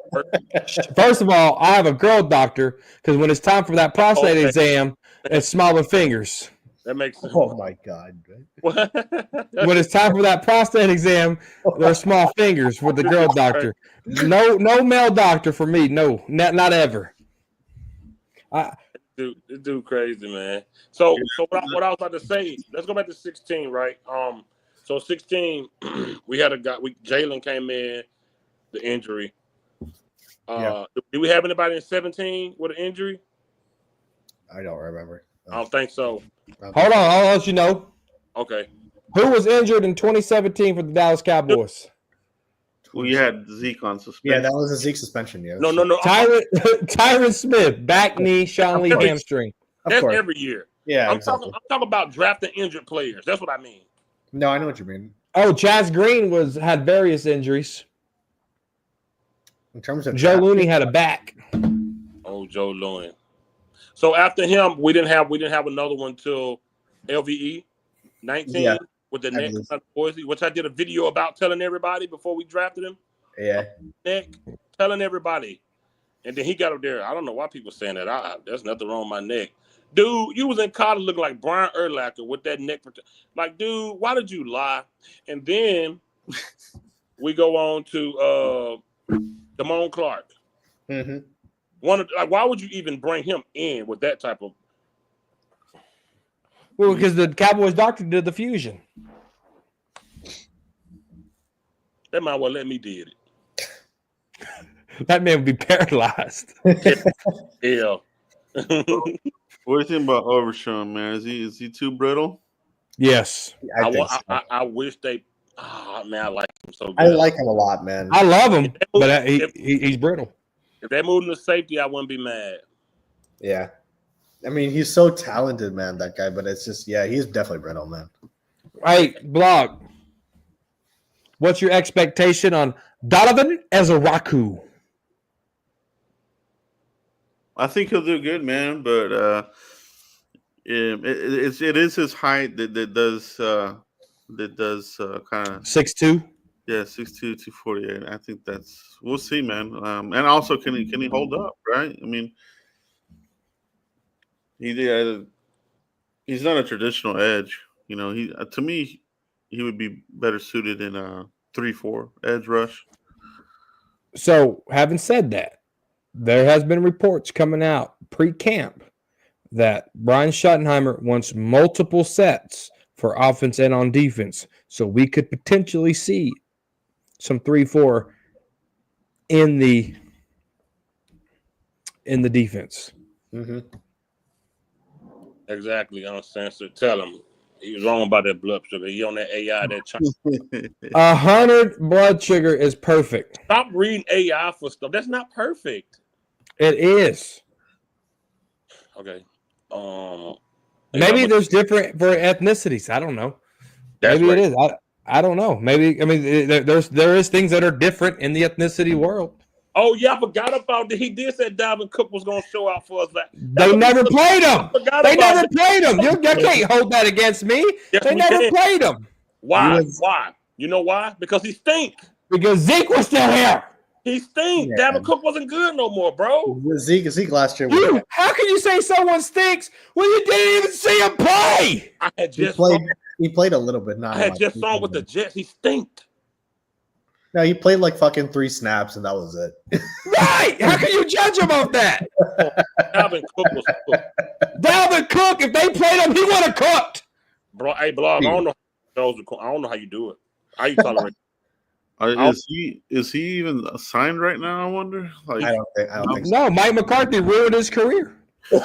Man. Come on, man. Look at him. He holding his laugh in, man. Yeah, come on, man. No, he's not signed. He's at the house watching Desperado. Yeah, because of Mike McCarthy. You know who else isn't signed? Eric Kendricks. Man. He should be on a team too. How confident are you guys in the running game this year?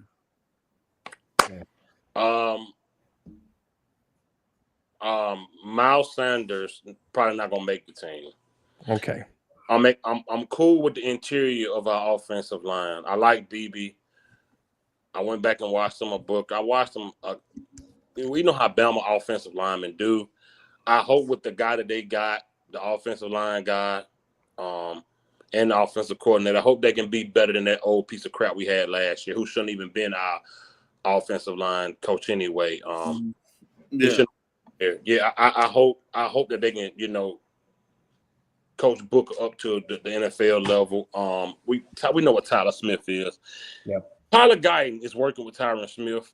I hope that helps him out, man. You can't get all experience in 1 year or one off season, but I hope he learned technique a little better with Tyron. I enjoy him, being out. I enjoy Tyron coming helping him. And Terrence Steele, I don't know what happened. If they can get it together with the blue and Javonte Williams probably be there. I'm definitely excited to see it. Prescott out a little bit. But I'm not gonna go overboard about it, honestly, because I need to see what this new O-line gonna look like. It's like we changing offensive lines every year now, so I gotta see. Is Blog going to sleep? Oh no, man. He's so yeah, that's how I feel about him. Corner, what you got? So Duke Manyweather has really close relationships to Schottenheimer and Clayton Adams and Connor Riley and stuff. There's supposedly he's supposed to be spending a lot of time with their whole offensive line. So keep that in mind. Is he overrated? You always hear about, this guru is working with this guy and this guy. is he the real deal, or is it just a name that we're kind of he turns people around and this and that? Like I kind of wonder, right? Because like no, that's a good question. Supposedly, Guyton worked with him his rookie year, right? And like I didn't see anything from him. Yeah, but see, the problem though is I think you need more time to go from right to left because everything's different. Mhm. Everything you can get the mental reps, you can get the physical reps, and then you got to go play people. But you're still. How much of it was mental of him switching everything from right to left? Because even Lyle Collins struggled from going from left guard to right tackle. Right. What I didn't like about Guyton is like it seemed like he pulled himself out of games, or there was like a confidence issue there, which I kind of like. McCarthy benched him, yeah. Some of that you can't coach. Some of that's like you're either mentally tough or you're not. You know what I mean? So I'm worried about that part about it. That's true. Like if he loses a rep, can he recover or does he stay on? Does he get That's a good. No, that's a good question. That's a really good question. I want to see him playing in the preseason a lot. Yes. Definitely. He needs to play, man. No, I think our whole offensive line needs to get at least a quarter in every game. Reps. They need reps to get into rhythm. So yeah, we'll see what Schottenheimer does with that. But see, I like Austin Richards. Let's say Tyler Guyton doesn't work out. I like Austin Richards there, and then you still got Nathan Thomas, right guard there, late draft pick last year, and then we got Cornelius. If Terrence Steele don't work out, and even if Terrence Steele gets hurt, God forbid, or if Tyler Guyton gets hurt, God forbid, I like our depth there. And you don't be surprised if the offensive line gets better when those guys get in there. I like the depth there when we're going against just other guys, but we're going up against real dogs. I don't know what the backups can do, so I need our starters to stay healthy and get better because we ain't got we playing some teams this year, man. We got Chris Jones on that schedule this year, man. Oh hell, yeah, we played them on Thanksgiving. That corner, you gotta. I can't keep a straight face with you. Oh hell, you gotta stop, man. I can't keep with the straight face with you, man. Chris Jones with we talking about the Chiefs? The Chiefs, yeah. The Thanksgiving game. Oh, you got him right. You got Karlaftis. He's a beast now. He's We're always hit or miss on Thanksgiving, bro. All the time we're hit or miss. After it, dude. Yeah, that's the thing. Thanksgiving is either blowouts or like close wins. I definitely got that game as an L. No, we're not. Well, you know why? I mean, you're playing 3 games in like 10 days. So the Cowboys, by the time Thanksgiving rolls, they're tired of shit. They did that and won all 3 games in 2016. Yeah, they did it before. Well, you had a whole different running game. But see, that's the point I made earlier. That's why I said. See, now you're saying 2016 running game was better, right? Than what? Than now. Well, right now it is, yes. Okay, so why would this year be more of a success than that? Well, let me answer Block's question. What do I think about the running game? We kind of got off topic there. I didn't get to answer it, so I'll answer it. I got you right for my question. Go ahead. So, but it's going to fall into your question, ironically. Pivoting out of it. So, what I like about this running game this year is Tyler Booker's playing style. All right. What does Terrence Steele look like coming back from second year? All right, coming back from that ACL. Mm-hmm. Tyler Guyton, second year development. And I like that he didn't put too much weight on, and I like the fact that he didn't take too much weight off. Tyler Guyton looks exactly the same. What's up, JB? Tyler Guyton looks about the same as last year. Maybe he's a little bit more leaner. All right, I don't know. Maybe he's a little bit more leaner. But when I look at the 1, 2, 3 punch that I'm predicting here, and Javonte Williams and Jadon Blue and Savage got me. Big shout out to Danny Savage. He got me on to Phil Maffa. All right. I like now if they can mix that running game up, and I don't want to go running back by committee here. If Javonte Williams is the starter, make him the starter. If Jadon Blue is going to be your scat back, make him your scat back. Because we see Tony Romo use number 25, Lance Dunbar. Like if you're going to use Jadon Blue like a Lance Dunbar, then do that, right? But mix it up with DeMarco Murray, aka Phil Maffa, and mix it up with Phil Maffa. Like, don't go running back by committee. I don't want this guy has to get 10 reps, this guy has to get 10 reps, and this guy has to get 10 reps. Give me the best 1-2 punch, and give me a guy that can do a 3rd-and-1 conversion, a goal line 1-to-go conversion, right? I think that's Phil Maffa. I think that's Javonte Williams. Those are my 2 guys. Mixing a little Jadon Blue, but don't do running back by committee. Don't because you're putting too much emphasis on how many touches this guy it messes up momentum, it messes up rhythm. But so when you look at the 2016 running game when it was just all Zeke versus this, they can still make that work. Now, am I going to say any of these guys are going to get 1,800 yards? No. But I think one of them can at least get 1,400. And then the other guy might be able to get 900. The other guy might be able to get 700 as much as they're going to use these guys. And so that's not all purpose. That's all running. But they have to use it right. Okay. That's why I think about the running game, Joe. And that's why 2016 and this year running game is a little different. What's your thoughts on East End running game this year? No, I think it depends on. Like, I'm excited to see Javonte Williams and Jadon Blue play, but I mean, I think for me it'll entirely depend upon Schottenheimer's play calling or Clayton Adams' play calling. I think my biggest question is, I mean, if you're saying don't do running back by committee, which I think is fair, that would mean to me, and correct me if I'm wrong, we would need to have a bell cow as a starting running back. Can we right now say that Javonte Williams is a bell cow? For me, granted, I haven't seen him play, so I can't speak to this. But so I'm not going to be able to answer that. But that's my biggest question is, can we have a bell cow who can consistently gain 4 or 5 yards a clip? You know what I mean? That's my big question. I'm excited to see these guys play. I think Miles Sanders is an okay back to me, not anything super special. But I mean, if they give Blue reps in the games, I think, and they kind of with him and Javonte Williams, I mean, I'm interested to see how they do it. But no, I think it'll come down to the play calling. That's my thing. What about you, Blah? How you feeling about the running game this year, man? I think they're gonna have issues. I think it's the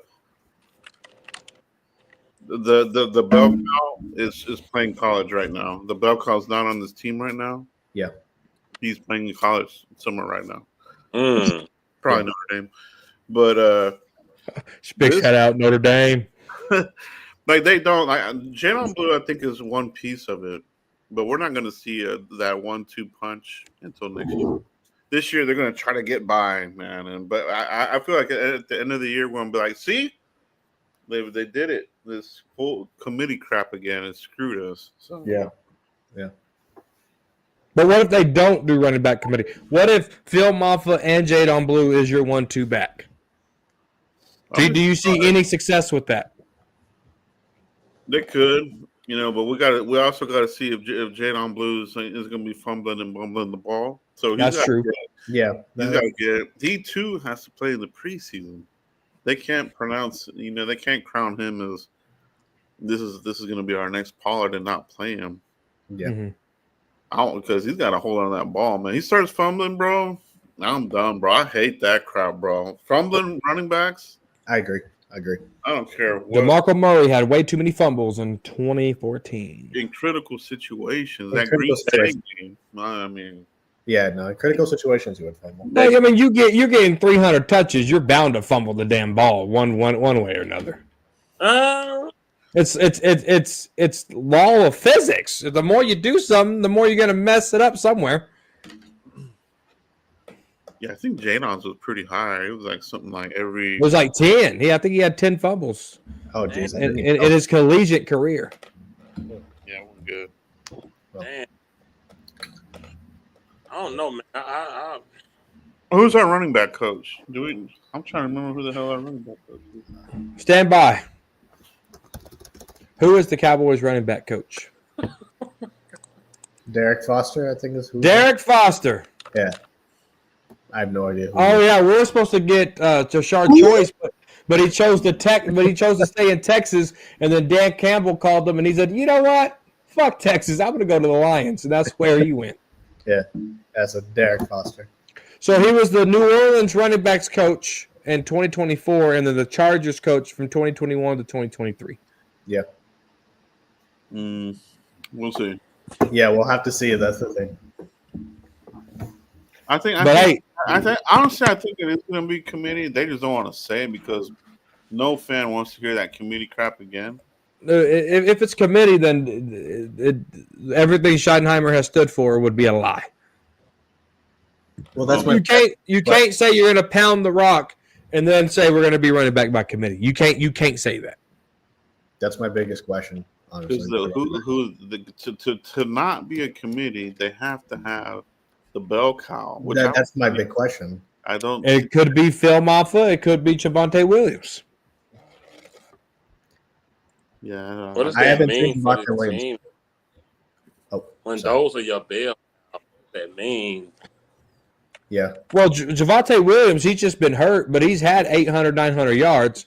So all he needs is a steady opportunity there. And he did that with Bo Nix and Sean Payton over there, right? So then you look at the rookie in Phil Maffa. You got to give the rookie a chance. I mean, you drafted these guys. That's why when you draft Phil Maffa and you draft Jadon Blue, it all comes back to my point. You can't rely on Miles Sanders to come in here and Deuce Vaughn to try to make up these reps for your felon draft picks. You need Jadon Blue and Phil Maffa to be those guys. Mm-hmm. If not, you're going to be stuck with fucking Deuce Vaughn. You know? Yeah, we're fucked if he's our running back. Surely he doesn't make the team. Yeah, if we're fucked if it's him. Well, that's what I'm saying. Seriously fucked. Yeah, he cannot make the roster, bro. Golly. Would you even want to keep him as a squad guy? I wouldn't. No, he needs to be gone. He needs to go into real estate or scouting like his dad. You'll go do something else. Stay away from my team. No, it blew my mind. Last year they were running him straight up the middle, and I was like, that is stupid. Stupid shit. Yeah, dude. No, yeah. If he's a running back, then God help. But look, we need Jadon Blue and Phil Maffa to be that 1-2 punch. But even if you got Jadon Blue, Phil Maffa, and you got Javonte Williams, I'm okay with them 3 running backs. I think you can do really good things, but you still need the bell cow, and you still need that gadget in Jadon Blue to work. Mm-hmm. Okay.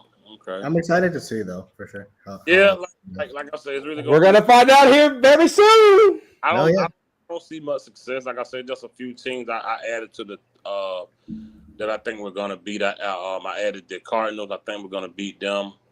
I added Green Bay and somebody else. I can't remember who it was. You had the Packers, you had the Chargers, and you had Cardinals.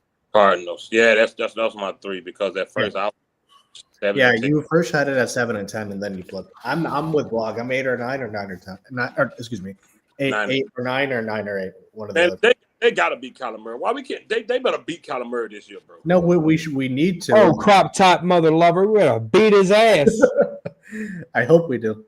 I don't know. For some reason, we just don't beat him. I don't know why. Yeah, but we've been rocking 3 hours. We're gonna get out of here. Appreciate everybody for coming on. Blog coming on, brother.